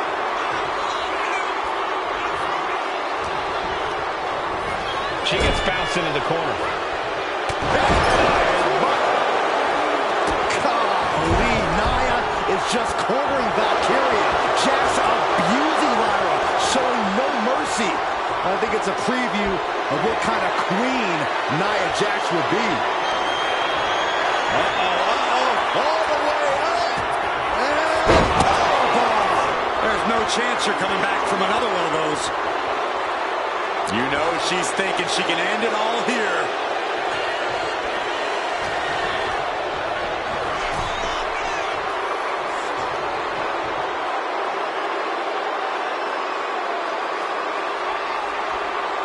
Taking this fight back into the ring.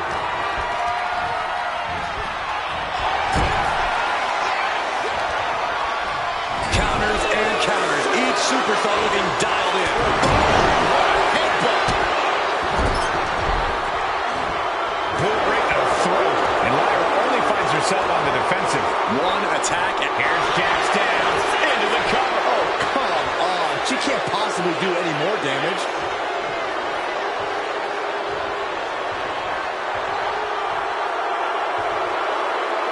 She's rocked, and things aren't about to get any better.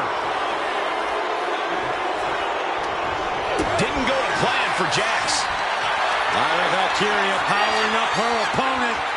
Nightwing connects. And that took Nia down. She's not done yet, but you have to believe that she's still in all sorts of trouble here. And that result leaves everyone shocked. But will the shoulder come up if that move hits one more time? Springboard, but nobody home.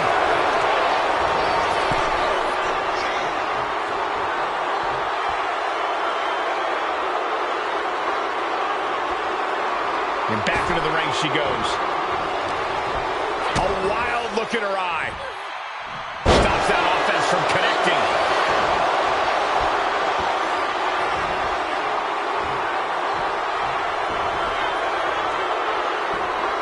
Taunting their opponent. Leg drop.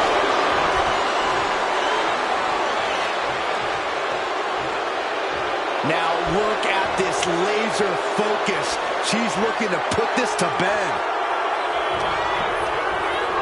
And gets sent right into the corner. Effective dodge there.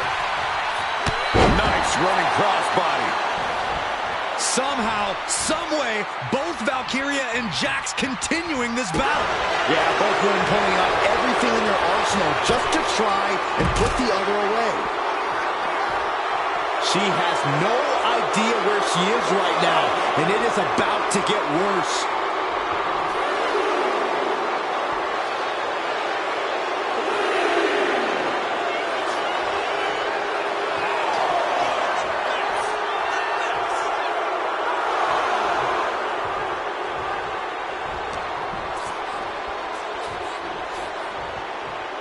Just a face-crushing reversal. And she's tracking her opponent. Might be ready to put her away. Oh, goodness. Blasted right into the corner. Feet tied up. Has to be feeling vulnerable here. Stuck in the tree of woe. They are doing whatever they please.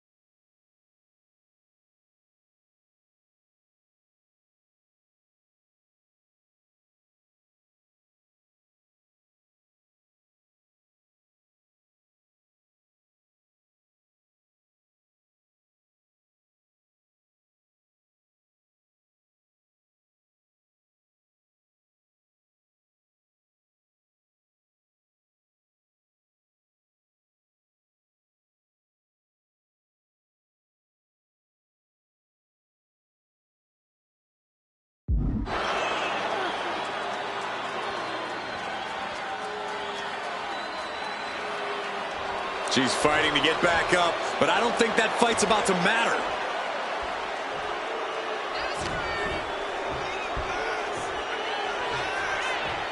Wait for it. Boom! Alabama slam. There's so many moves at Nia's disposal that she can end this match with. For Lyra, not nearly as much.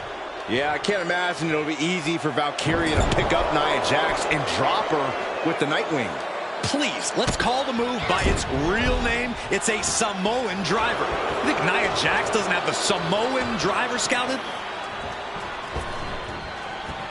Elbow drop. Piercing.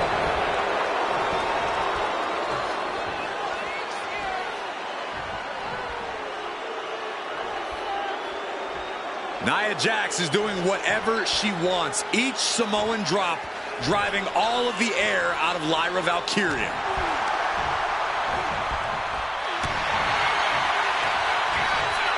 A clash of counters, and these superstars did their homework.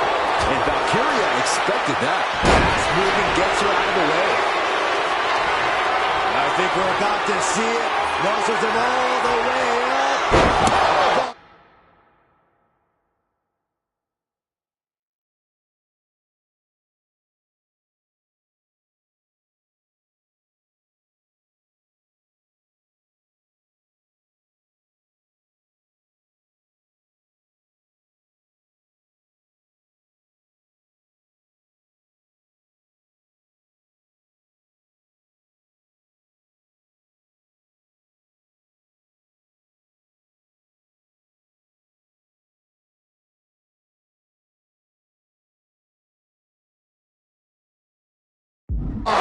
Jax just turned the lights out. Her moment could be at hand. She's ready to attack.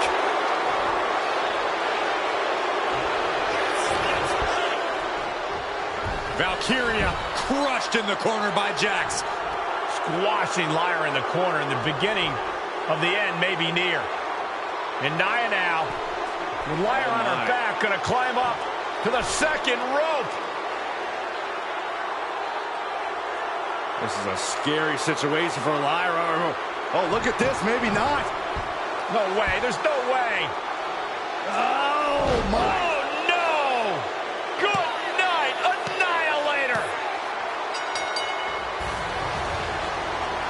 Here is your winner and the new Queen of the Ring, Nia Jax. What a victory to the brand new Queen of the Ring. Nia said she would do it, and she backed up her claims. And now the Chief Content Officer of WWE, Triple H, going to come in to congratulate Nia Jax, officially crown her the Queen of the Ring. Absolute dominance by the new Queen.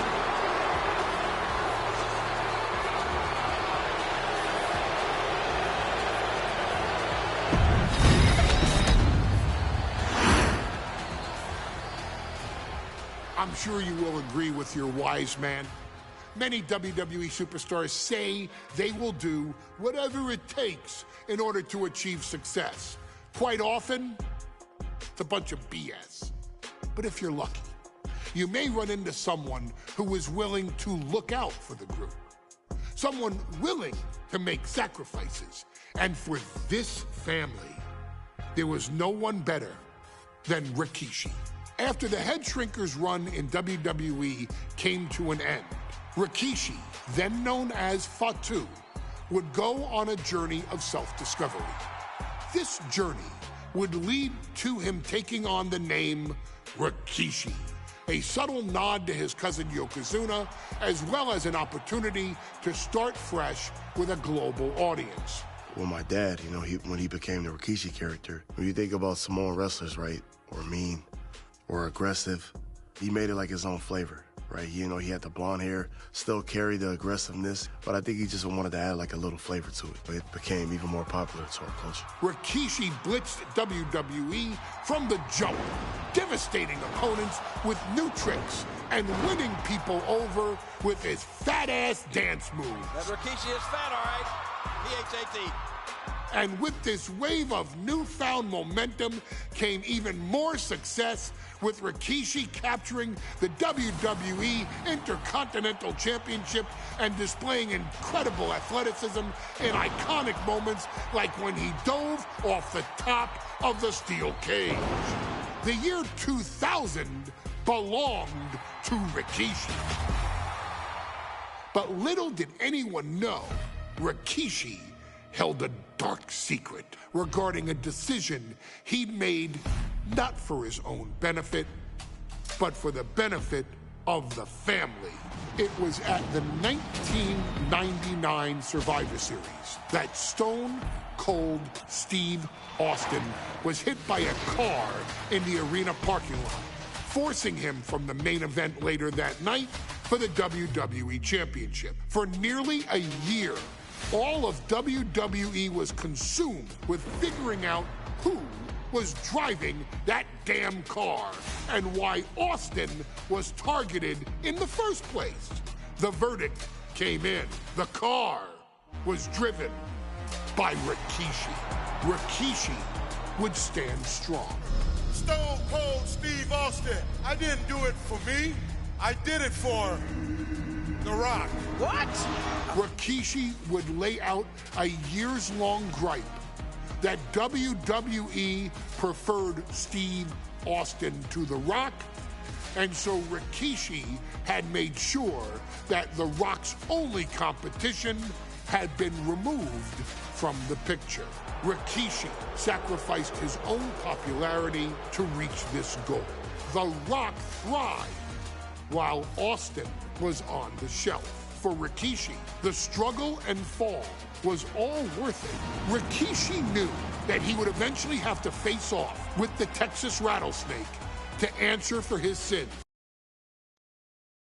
And he welcomed that meeting with open arms. What Rikishi was unprepared for was for WWE to stack the deck entirely, looking to make Rikishi pay for taking out their golden goose. Stone Cold Steve Austin was allowed to drive his truck directly to the ring and was generally given the freedom to do whatever the hell he wanted in the name of revenge. We are going to make things right. This time, when Rikishi and Stone Cold Steve Austin lock horns, there will be no stacking of the deck. Someone willing to give of himself so that his family, this family, can succeed, deserves better. So get in there and showcase the never say die spirit that has led this family.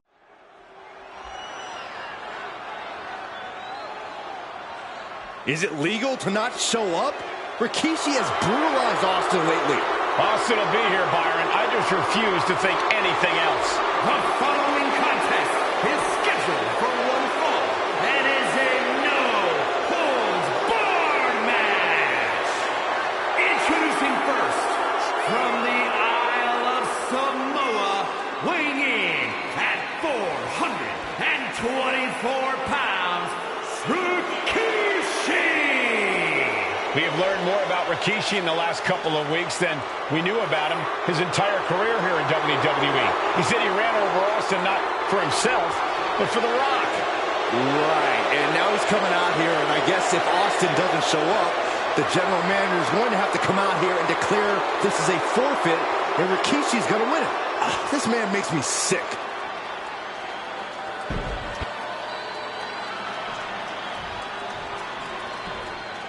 Is he here? Well, there's the Rattlesnake's music.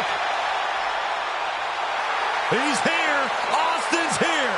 Stone Cold Steve Austin came here with no fear, no hesitation, just revenge. His opponent, from Victoria, Texas, weighing in at 252 pounds, Stone Cold Steve Austin fought for his life to make it back here, to make Rikishi pay. Now there is no way Rikishi can escape the Texas Rattlesnake. It's been almost a year since Austin competed in the ring. Austin is a man possessed. Rikishi feels good about running over Austin and said he'd do it again. That man is sick. Well, Rikishi made two mistakes. One, trying to end Austin's life. And two, not being man enough to finish the job. Austin's going to absolutely tee off on Rikishi. This one is going to get ugly in a hurry.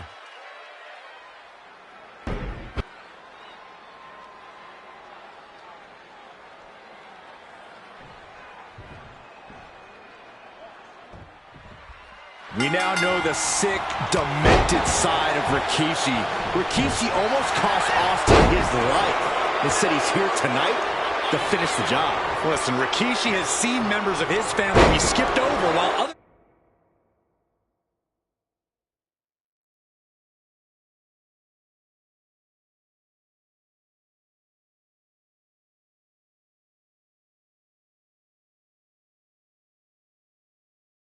superstars skyrocketed to unimaginable heights. Rikishi feels it's The Rock's time, not Austin's. It's been a month of stunning revelations, all leading to the in-ring return. Watch out! Whoa, what a landing! Putting it all on the line and coming up big with a breathtaking move. And though The Rock wants nothing to do with this altercation, we have to mention the sadness Rikishi has brought to him. Rock might be innocent in this whole ordeal, but I feel that somewhere inside his soul, The Rock is happy with what Rikishi's done. The Rock is proud to have Rikishi and his family. Well, Corey, what kind of lies are you trying to spread? We've heard Rock say Rikishi deserves what Austin is going to bring him. There's no family pride in that statement. I'm just saying that blood is thicker than water, and it's been an easier ride for Rock without Austin in the picture.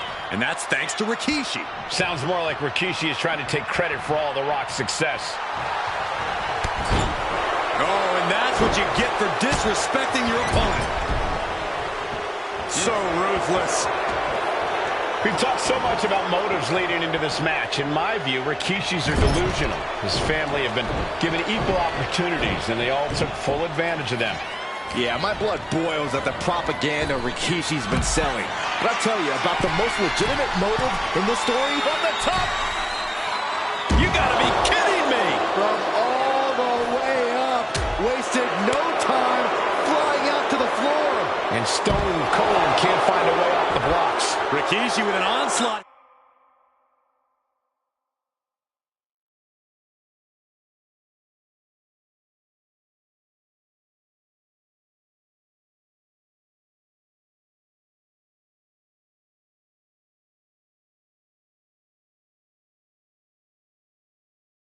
Here against Austin. Dare I say, Stone Cold could be in trouble.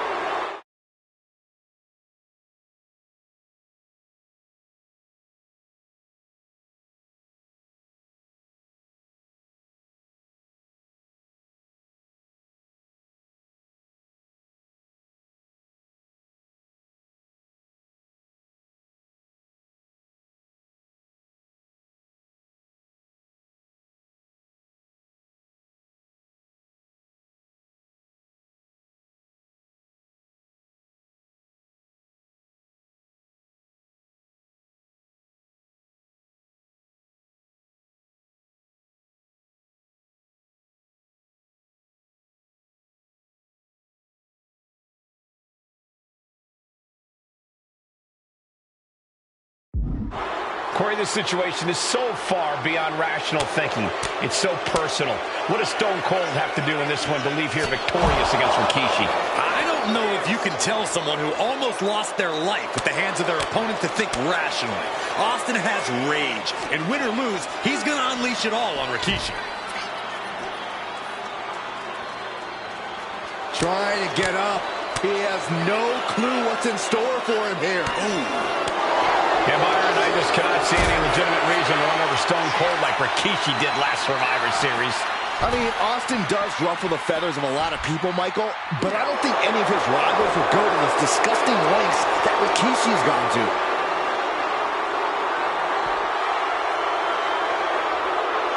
Oh, no, has him lined up for the kill shot.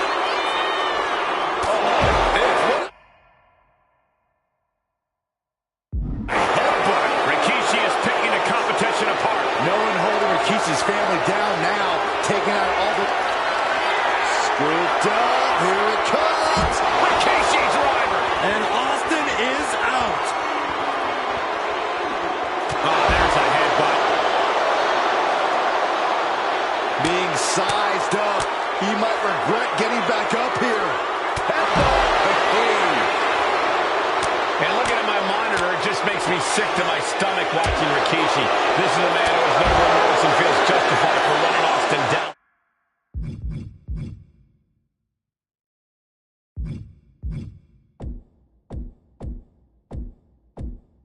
Like a dog. Look, to be devil's advocate, you've got to look at Rikishi's perspective. He's proud of his Samoan lineage and saw an opportunity to give his people a leg up in the Shark Tank that is WWE. Are you serious, Corey? Rikishi ran over another human being. We are fortunate that it only put Austin on the shelf for 10 months instead of his whole life. It's sick that you would even condone what Rikishi did. Don't twist my words, Saxton. I'm not saying I condone Rikishi's actions. I'm just saying I understand them. He's made his way back to ringside. Oh, things just got a little safer for everyone. Now bringing the fight back into the ring. Austin showing no fear, no intimidation.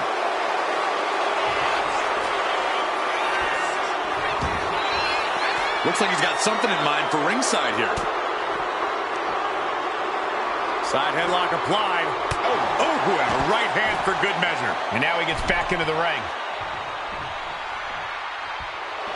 Oh, man, Rikishi is a man on a mission now.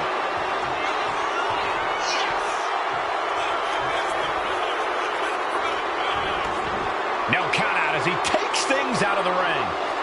What a headbutt. Vicious. Oh, I think Austin was busted open there.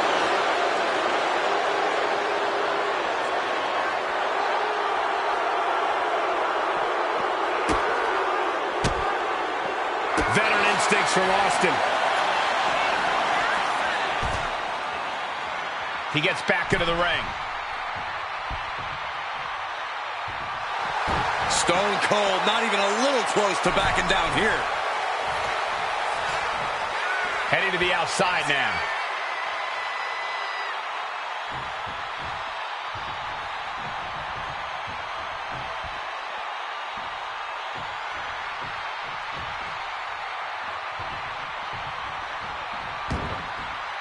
I don't know what he's got in mind heading to the floor here. Driven into the steel steps. Stalking his prey, ready to strike. What a headbutt. We've already seen a few blows land above the neck. He's completely tied up.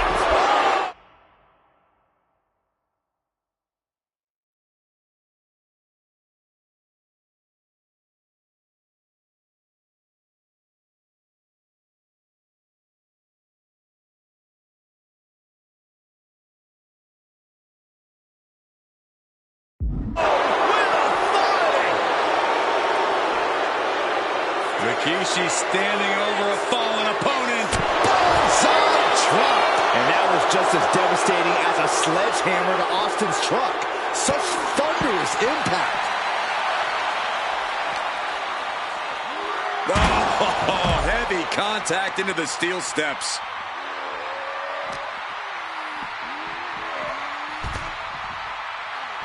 And slides back into the ring. Stone Cold letting his feelings towards his opponent be well known. Here we go again. He made his point. Concentrate on the match instead of everything outside of it. Dominating shoulder tackle. Rikishi looking to finish the job from 10 months ago. Fires back with a knee across the midsection. Ooh, brutal forearm. Oh, man, right to the arm. Hyperextend your elbow. Oh, no. Oh, not to the belly.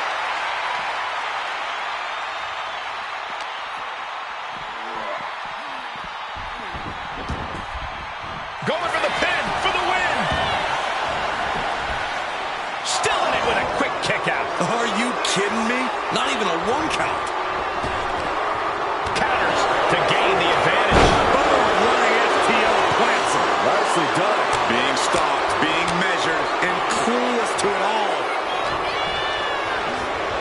pushed right out of the ring. He's looking to go high risk from the top rope. From the top. Look out below. We got all of that. Just taking flight and soaring through the sky.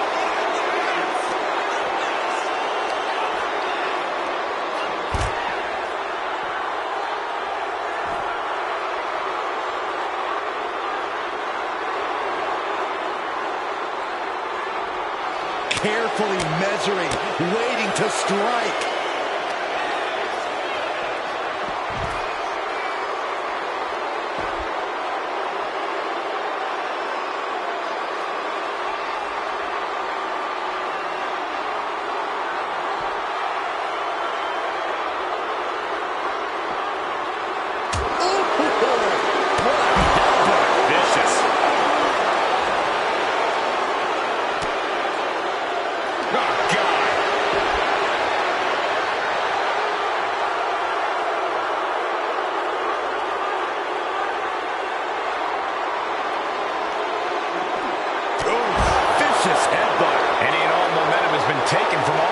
You're not going to see Rikishi show any remorse.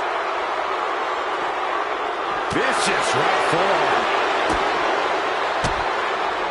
And he has an answer for Rikishi. Opportunity now for Austin to capture some momentum. The Rattlesnake got played around with for too long. Now he wants to open a can. Big time clothesline. Good grief. Boom, what impact.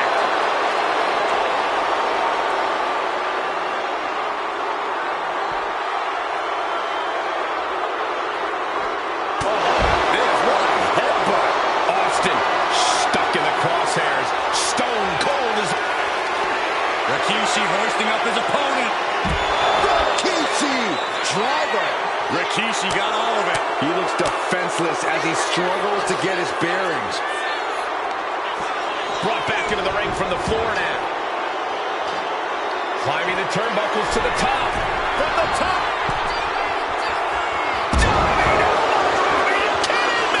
Steve Austin's down. Could this be the end? Kicking out in time. I cannot believe what I'm seeing right now. No one can. Caught that and reversed it. Austin wards the attack off. Pulled in for belly to belly. That was a clear attack. Rikishi trying to pick up the win. Rikishi somehow defangs the Rattlesnake. Damn it.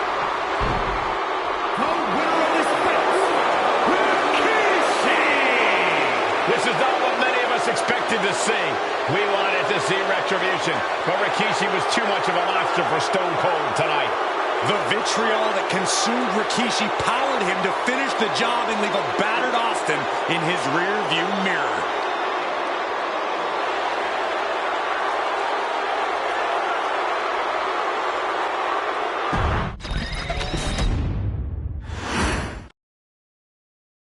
His arrival signaled impending doom. His very presence was enough to intimidate even the bravest WWE competitor. His name itself simply meant the end. And if you found yourself standing across the ring from Umaga, you were most certainly coming to the end of your own road.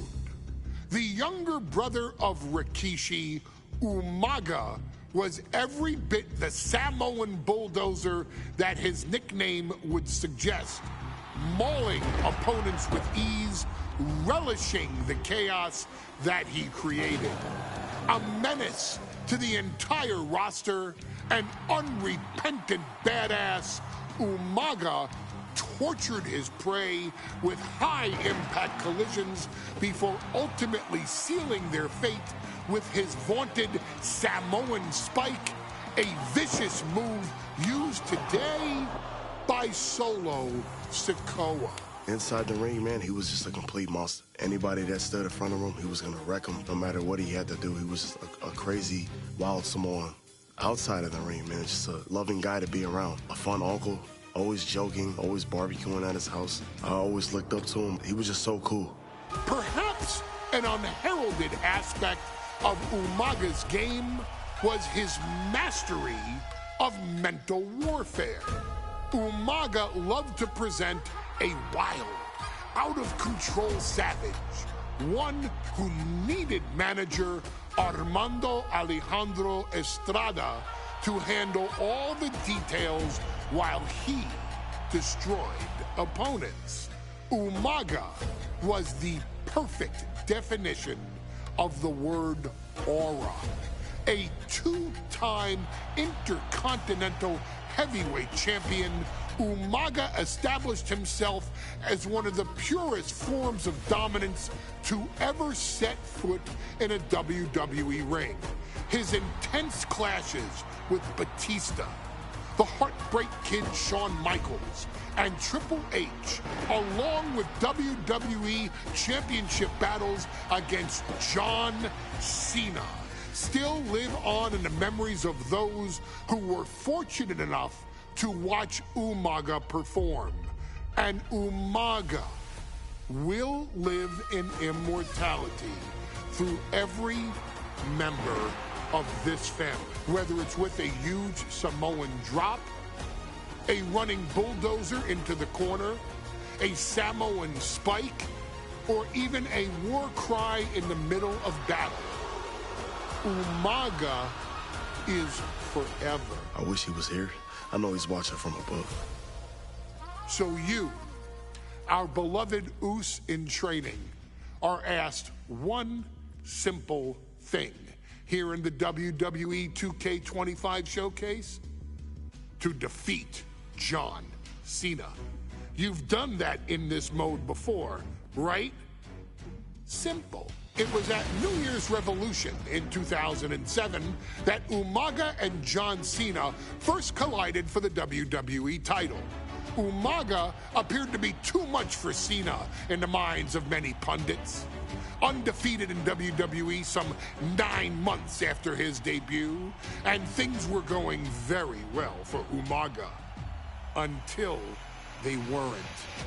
Umaga would see his undefeated streak end by, of all things, a damn roll-up after rushing directly into the outstretched shoes of John Cena. 1 second of luck allowed John Cena to escape the inevitable, and now it's on you to fix it. Head into that ring. Showcase Umaga's cruel brutality and get Umaga the WWE Heavyweight Championship victory that he should have gotten in the first place. I assure you, my dear friend, Armando Alejandro Estrada will make sure nothing else goes wrong if you take care of business inside the ring.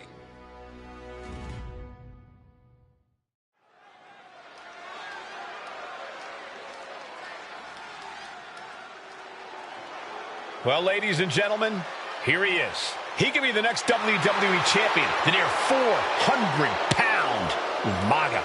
A man that since debuting right after WrestleMania 9 months ago has remained undefeated. And Umaga has been in the ring, Byron, with the best of WWE. This man looks, moves, and sounds like a movie monster. Except Umaga is for real. He is a Samoan bulldozer, an 18-wheel version with a mean streak. Big, athletic, strong, and probably going to outweigh John Cena by well over 100 pounds. Since 1963, the WWE title has only changed hands twice here in Kansas City. That's twice in the last 47 years. But Umaga is a scary human being, and he can easily change that trend right here tonight.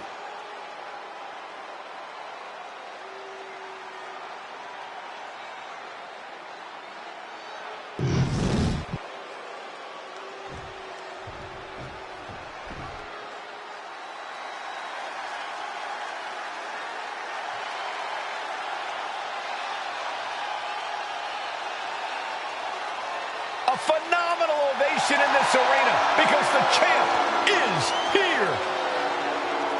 John Cena has a gigantic challenge awaiting him in the ring, but Cena doesn't have a reverse gear. Absolutely not. The champ only goes one way, and that's straight at you.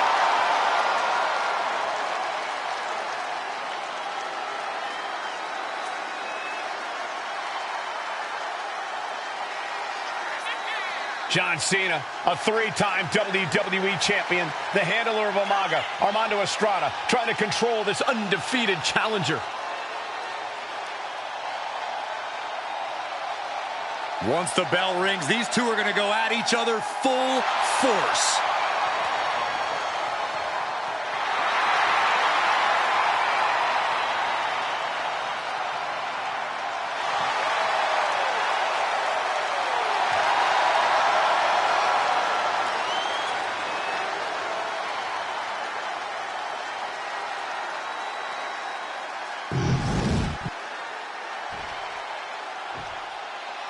The following contest is scheduled for one fall, and it is for the WWE Championship.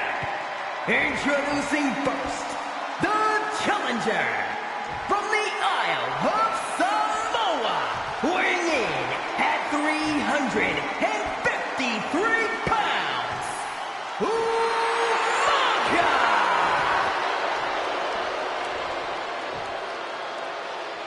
And from West Newbury, Massachusetts, the champion thrives in these situations.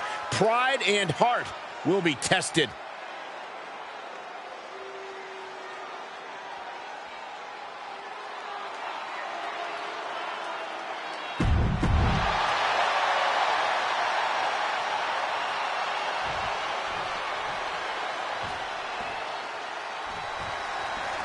John Cena and Umaga battling here for the WWE Championship. Will John Cena halt this?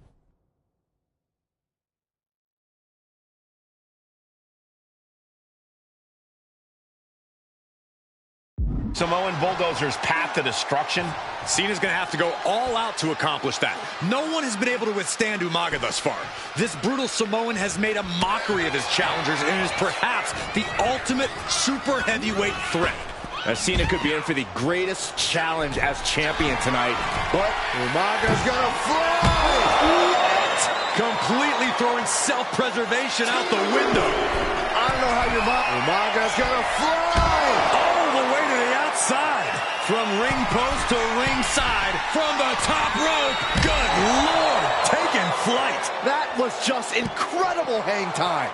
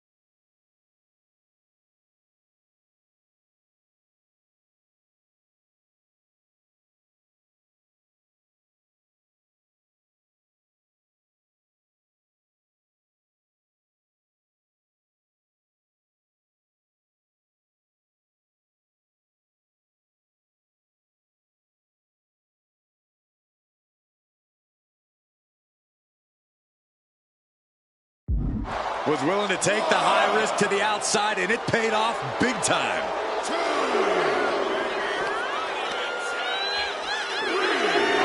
Gets put into the barricade. It looks like he's stalking his prey. Only one thing in mind.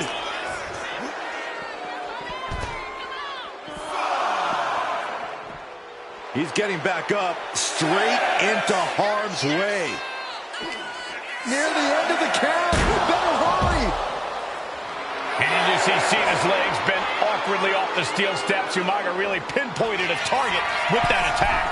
I don't know if it was strategic on the part of Umaga or just a result of his rampage, but either way, taking out Cena's foundation is going to sway the power advantage into Umaga's favor now. Oh, an artificial guy. Oh, nice. Schoolboy from behind. Cover. And the count doesn't even begin. This deep into the match, and he's able to kick out before a 1 count? It's stunning. No question, John Cena.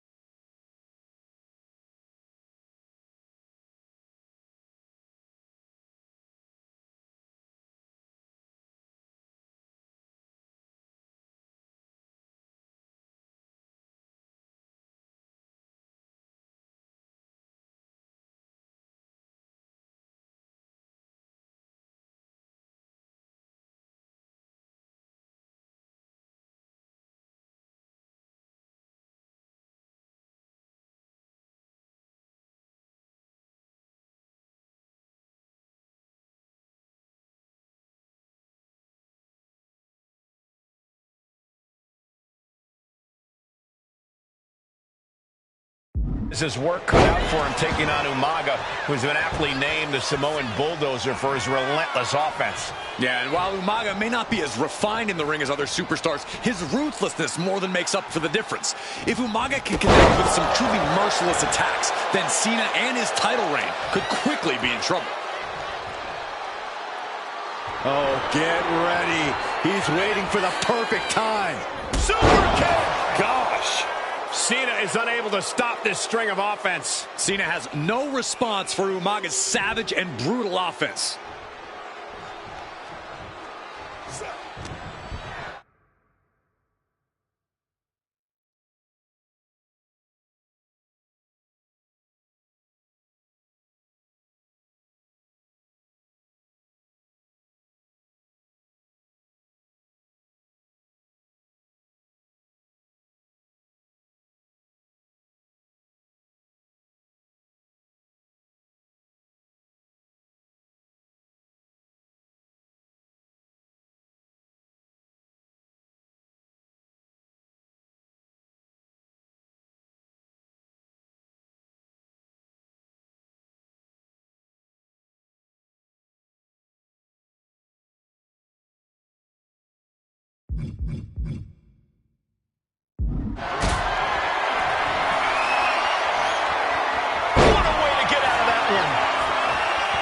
Cena tonight attempting to do something no one else has been able to do.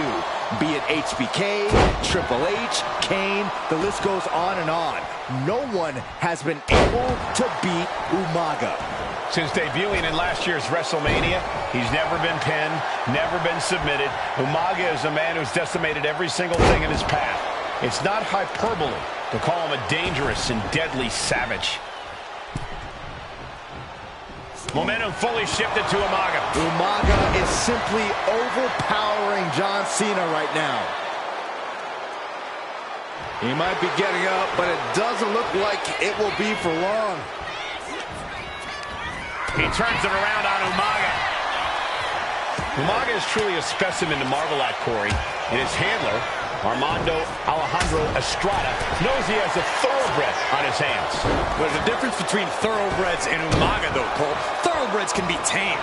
Umaga cannot. Estrada can only serve as a mouthpiece for Umaga. He can only help direct Umaga's blind brutality. I think even Estrada knows no one can control the Samoan Bulldozer.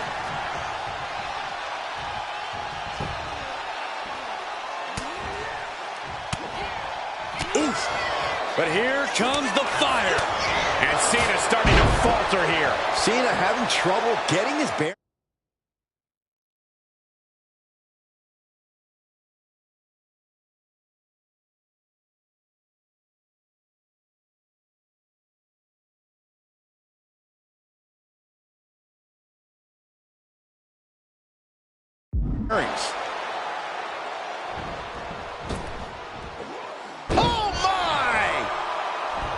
And Umaga, of course, coming from a very rich heritage. Some of the greatest athletes in any sport come from the Samoan heritage. Winding up. There's a Samoan spike. Ouch. It just got as bad as it could for the champ. Up they go. Driven down with a Samoan driver. Brutal attack from Umaga. He smells Cena's blood in the water. Caught with that sharp elbow. Umaga with a retaliation. Ooh, right to the throat. A completely relentless attack from Umaga. Umaga is determined right now. Here it comes! Oh, Samoan spike. The challenger comes.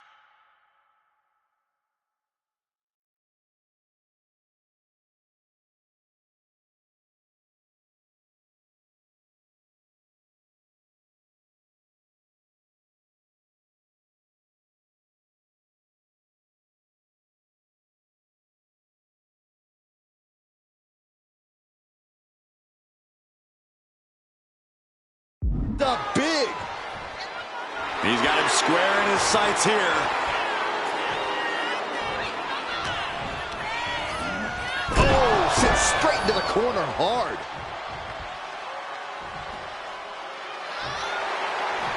Getting back to his feet, but might want to reconsider.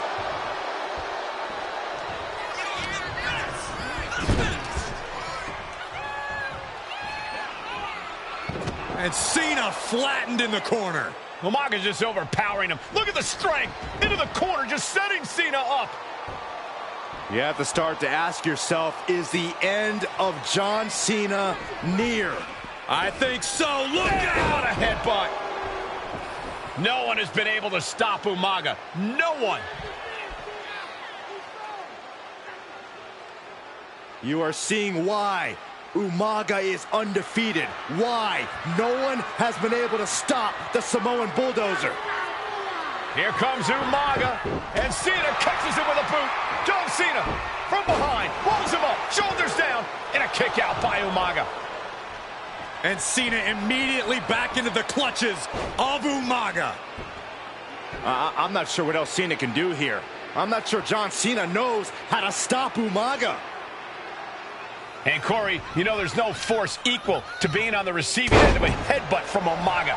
It's in Umaga's DNA. Generations have perfected the art of using their own skull as a weapon that could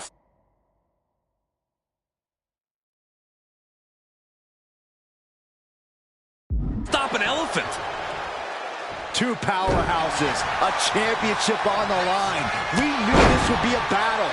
Umaga and Cena aren't giving up any ground here. Sometimes I look at Umaga and it just scares me. I think he forgets that he's even in a championship match. Estrada is very aware of it, but Umaga sometimes looks oblivious to what's going on, other than the fact that he knows he's supposed to hurt his opponent. Having no conscience is what has set Umaga apart. If he gets confused and the bloodthirst takes over, that's where Estrada becomes useful by directing Umaga back to the ultimate goal. I think Umaga just doesn't know when to stop attacking. He has no sense of what it means to pull back on the reins, so to speak. Super kick! Gosh! Cena now taking the brunt of the attack. John has to find an opening and respond. The Samoan Bulldozer is all fired up. Okay, he should really focus on the match now. We get the point. Oh, what a clothesline.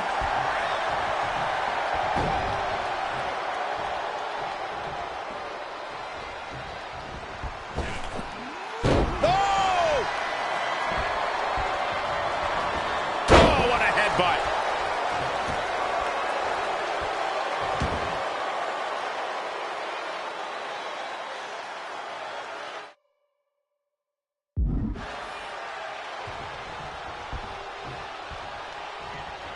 Umaga! Pop-up Samoan drop. Umaga is just seeking total destruction.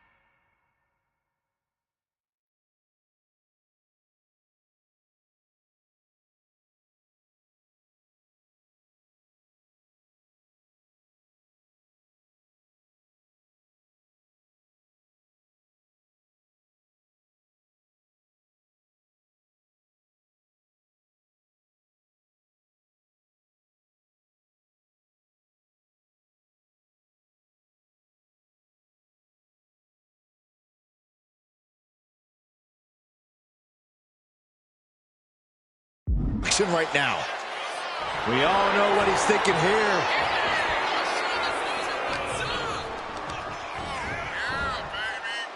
Using the cranium.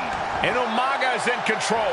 Umaga is showing no mercy out there. And he's got cartoon birds swirling over his head right now for sure. All these attacks to the head. He's going to end up with rearing way back. Samoan spike. The challenger clearing a path to the title.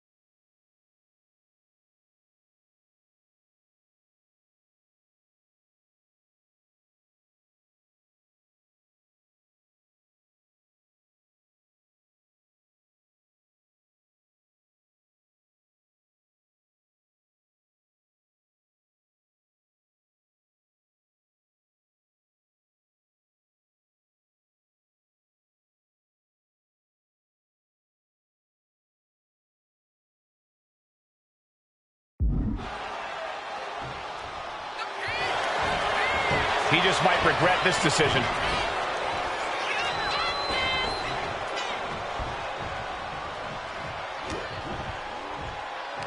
Here we go.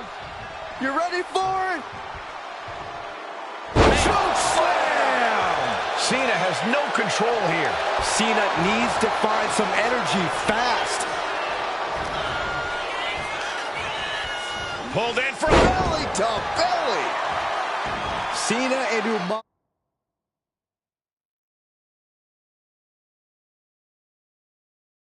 Are out of control, taking each other to their absolute limits. This has been as physically intense as we expected. Turns that in his favor. Shining Wizard. Right to the jaw. It saw what was coming there. He's still reeling, and more punishment is incoming. Oh, boy, here we go.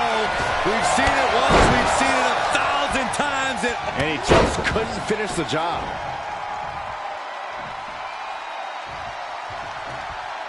That's using your head. Overwhelming offense now from Umaga. Umaga continues to maintain the advantage. He is locked in, and he has his opponent dead to run. Oh, God. Umaga with a crazed look in his eyes, staring down Cena. Here it comes! Samoan spike! We might be moments away from crowning a new champ. Looking for the pin. Kicks out, just kicked out. I knew it would take more than that to put the champ away. But just how much more is needed? The end could still be right around the corner. And I think we all know this is only going to make a monster like Umaga even angrier. Slowly moving. I'm sure he can feel the target on his back here. Rapid fire Samoan drop. Cena's getting dominated. Cena's just trying to weather the storm. And going for body blows is a good way to drain your opponent. Double leg takedown, got the shoulders down.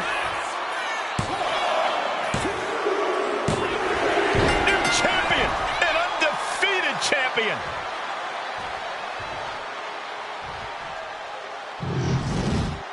Here is your winner and the new WWE Champion, Umaga!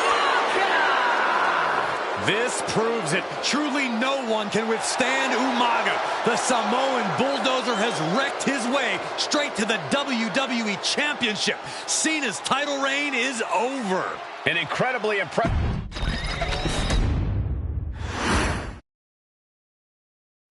Hey, in WWE, things move really fast. If you aren't present in the moment, it can feel like a year goes by in only 2 or 3 minutes. That's why you always have to make time to make sure that you check... Hold on. Did I just hear myself say 3 minutes? Stop. Can you believe I'm actually doing Eric Bischoff's shtick? In the early 2000s, few words sent a shudder through the roster like the words 3 minutes, summoning the fearsome duo of Rosie and Jamal, collectively known as the 3-minute warning. Initially hired by the aforementioned Raw general manager Eric Bischoff to interrupt anything he didn't find to be entertaining. You're just not entertaining me. 3 minutes are just about up. The two instantly made their mark in WWE with their complete and total decimation of anyone that was targeted. Their formula was really simple. 2 bruisers with surprising quickness who took pleasure in throwing opponents all around the ring with reckless abandon. And the trail of bodies left in their wake remains a testament to their devastation. Rosie, older brother of your tribal chief, Roman Reigns, and Jamal, who would in time develop his skills further and take the name of Umaga, were about instant gratification. They treated matches like a race, seeing how much damage they could fit into the shortest time possible. The 3-minute warning with my brother and my cousin, it was just one of the coolest gimmicks of all time to me. It was catchy, you know what I mean? Like, you kind of knew what was happening. And I feel like we all remember when the 3-minute warning hit for the first time. You know, the whole Den TV area just lit up.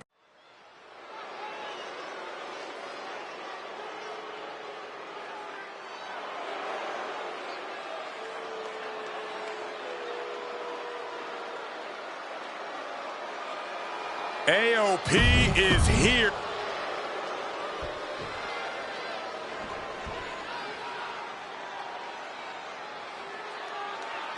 And guys, the Authors of Pain now have 3 minutes. And a combined weight.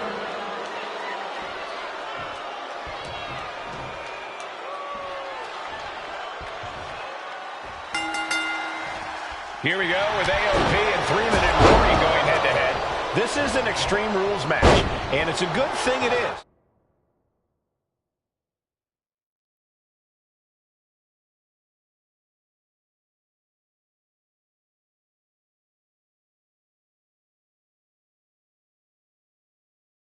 Because neither one of these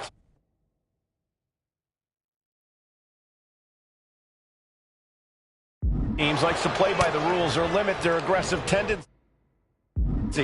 Well, there is nothing on the minds of these men except dealing as much.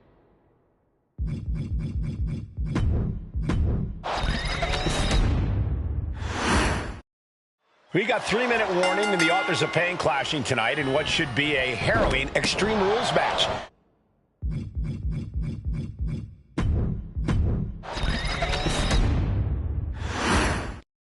We got 3-minute warning and the Authors of Pain clashing tonight in what should be a harrowing Extreme Rules match.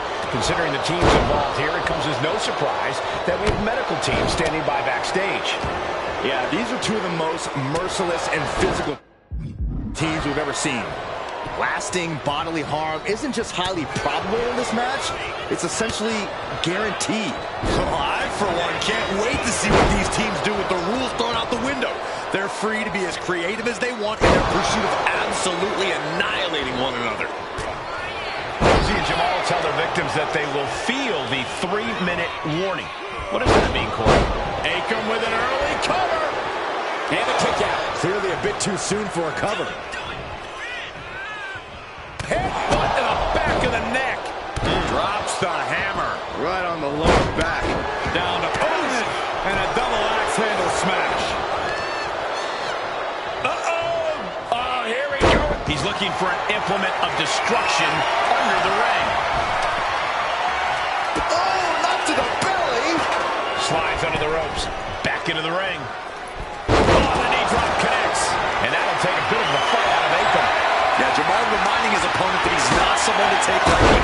Hellacious power slam. Watch for the hardcore style of 3-minute warning. Both of these men are from the hood, so to speak. Grew up in the streets, brought up to be tough. Rosie and Jamal have a rough tenacity. A duo that couldn't care less about headlocks. They're just all about beating the hell out of you. 3-minute warnings, thug-like tactics need to be respected. Rosie and Jamal only care about one thing, and that's the winner's purse. And here comes Old Faithful. The steel chair is in hand. Oh, God. Oh, my God. Big splash. Massive damage to the whole body. Taking a moment to get pumped off of this crowd's incredible energy. It seems like this match is becoming something of an uphill battle. You know exactly what you're getting into if you sign up for this kind of match. Going for the win, not letting up. Heading back to the ring.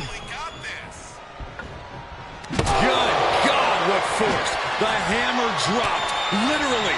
Something might be broken.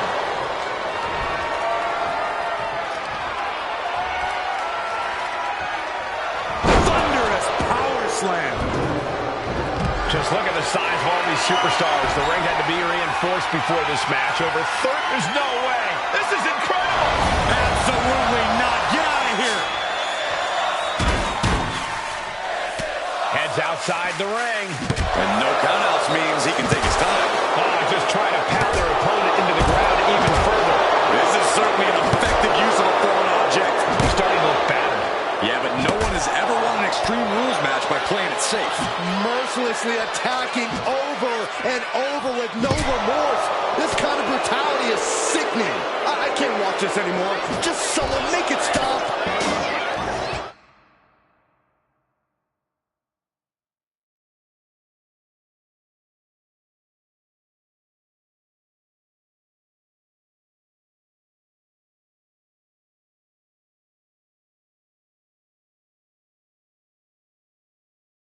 We knew this would be a grueling and punishing match, but AOP and 3-minute warning are exceeding all expectations.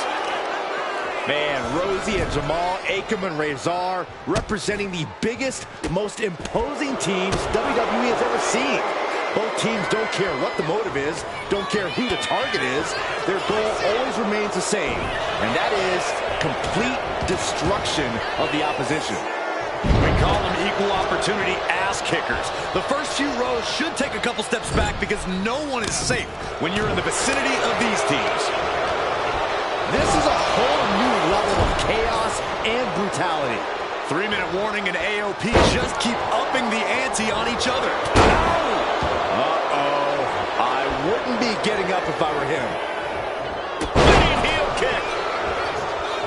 Pay special attention to Rosie in this matchup. 6'5", 375 pounds. The man can run a 40-yard dash in 4.8 seconds. This guy is a pure athlete.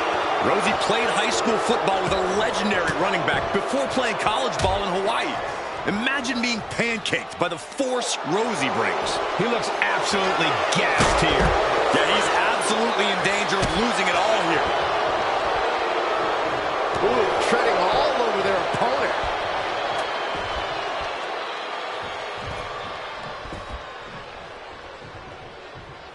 That's using your head.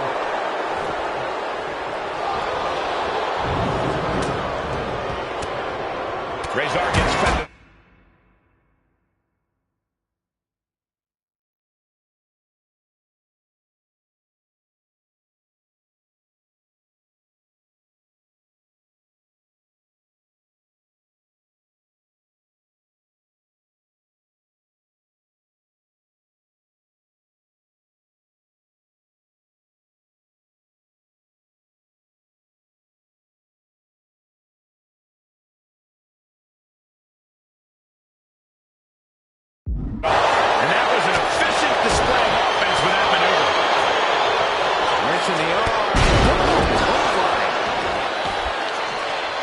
Now Jamal's got one thing in mind. Oh, no, it's rolling. And a shoulder is lifted before one. Where in the world does one find such strength at this stage to kick out that early in the count? The suspense this crowd is feeling is palpable. They are waiting with bated breath for what's to come next.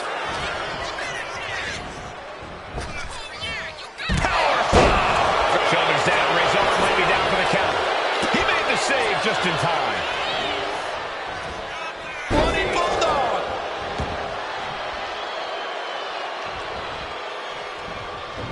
Turns it around. Rosie needs to get his wits about him fast. He's heading back to the ring. Rosie's able to be tamed at the moment. Yeah, he can look confident on the attack.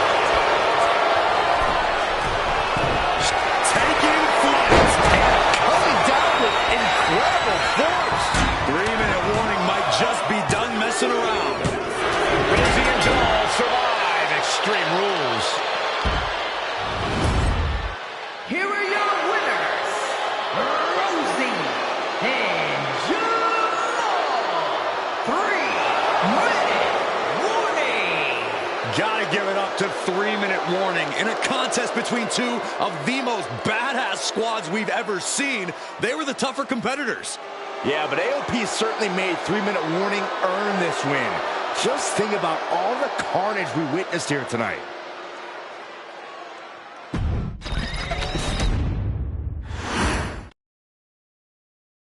We've come to the part of the showcase where we get to talk about Tamina. Ever since walking in WWE, shoulder to shoulder with the Usos, Tamina's alliance with this dynasty has never been in question. I remember watching Monday Night Raw, and I seen Tamina debut with my brothers. It was a pretty cool, dynamic, right? Two of my brothers and Tamina. Together, Tamina and the Usos helped each other navigate through a trial-filled first year in WWE, making sure they all survived together. In later years, Tamina has formed alliances with both Naomi and Nia Jax, honoring this family's connection. While Tamina has looked to create her own name in the industry, she has never missed a chance to acknowledge her place in this family either. Trained by Afa and Sika, the Wild Samoans, Tamina was instilled with the same instincts that have carried each member of this family to wrestling glory. Her in-ring approach is similar to many in the bloodline, with striking, high-impact attacks, and smothering holds. As capable with a super kick or a big splash as anyone else, Tamina has maintained a remarkable level of success in her WWE.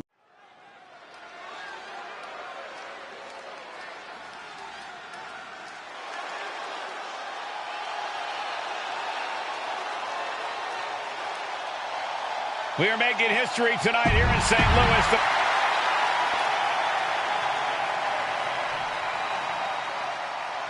And Byron, Becky Lynch with a very astute point. I rip off, climb a ladder with no arms.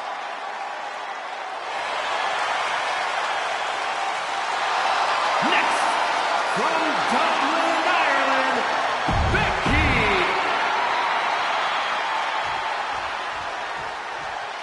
There's a big fight coming.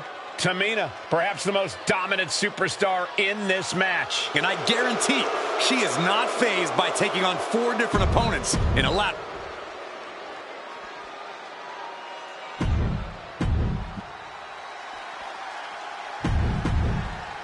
Charlotte, Becky Lynch, Tamina, Carmella, Natalya, all with a chance to make history. All with the opportunity to be called the first ever Miss Money in the Bank. The revolution that became an evolution only continues in the women's division. One of these women will climb the ladder and earn the opportunity of a lifetime. risky business is afoot with the ladder in play now. And looking at the playing field, the majority of these women love to utilize their submission offense to put opponents away. Tapping someone out won't win this match, but these women should not shy away from using the biggest weapons in their arsenal. We've heard Becky say she was going to rip arms off tonight. You can't exactly climb a ladder with no arms. Such a dangerous setting for all these superstars. Ladders are everywhere. Each competitor is only limited by their imagination. Your head has to be on a constant swivel. Ladders will be used as weapons. Anything can happen to get that briefcase. Oh, what a hip toss. I don't think people realize the amount of strength it takes to hurl someone like that.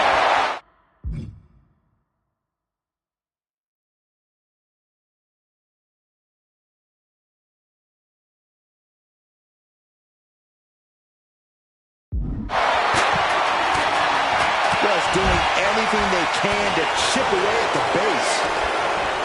No safe haven in this match. These ladders can be your best friend or your worst enemy. There's no allies in this match. It's everyone for herself.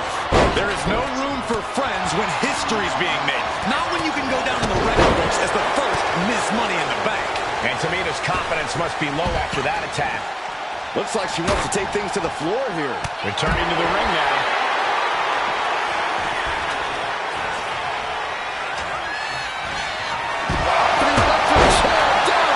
And that's not going to make Tamina happy. Becky giving her all and managing to land a nice blow there. Got them off their feet here. Oh, my God.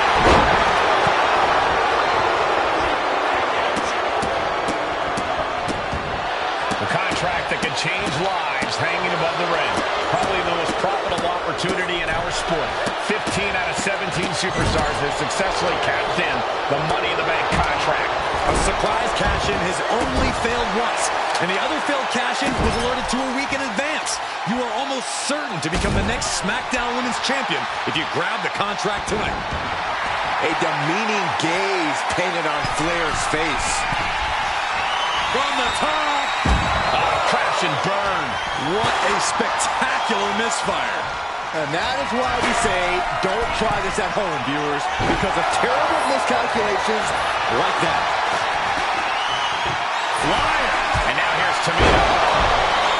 Is there anyone more intimidating in this group than Tamina? I've said it before, it could be a coming out party for Tamina. This is her time to live up to her family's legacy. If Tamina wins the contract, it guarantees her first title opportunity in over 2 years. More than an opportunity, it pretty much guarantees Tamina will become the next women's champion. Carmella perhaps realizing there that she's not as untouchable as she claims. Ooh, systematic attack on the arm from Becky.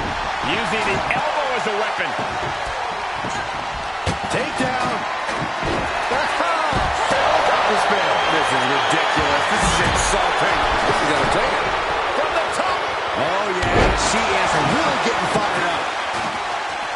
Taking things back into the ring. Both arms trapped, and what's next? This match is just developing right before our very eyes. I really hope it doesn't get more hazardous than this. Leg drop. The patience of Charlotte being tested there, but as we know, she can get mean real quick. Jawbreaker! You can pick up your teeth in the third row. Carmella, high risk. She's locked in, looking to go for something big. Up high. Off the mark for that one. Nasty headbutt.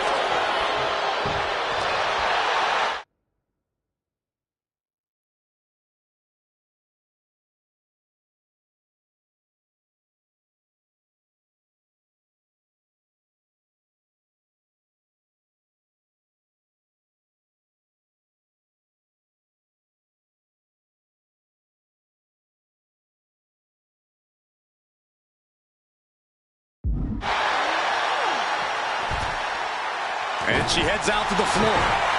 Obviously was in need of a breather. The tried and true method to taking anyone down. Oh, man. Charlotte able to steer clear. In a lifetime. this to be the first Miss Money in the Bank. Oh, no, look out. Here we go. That's called changing the decor of the broadcast area. I have a feeling there's more to come, Corey. Off the ladder now. Let's see if this is right for the picking. She's stretching. But can she get it? It's going to take some time, but you got to just keep going. Set right in the middle of the ring. Starts to climb, but needs to move quickly. Looks like scaling the ladder was the easy part of the job. Unhooking the prize is the big challenge. It's within arms to do, but hold on. Oh, no. There may not be a way to escape disaster here. Carmella has the briefcase. Mella is Miss Money in the Bank.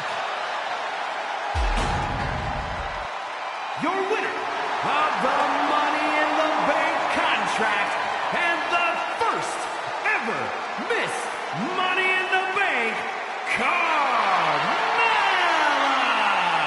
Carmella wanted to prove she belonged, wanted to be included in the women's evolution conversation, and now you can't write history without Carmella, the first ever Miss Money in the Bank.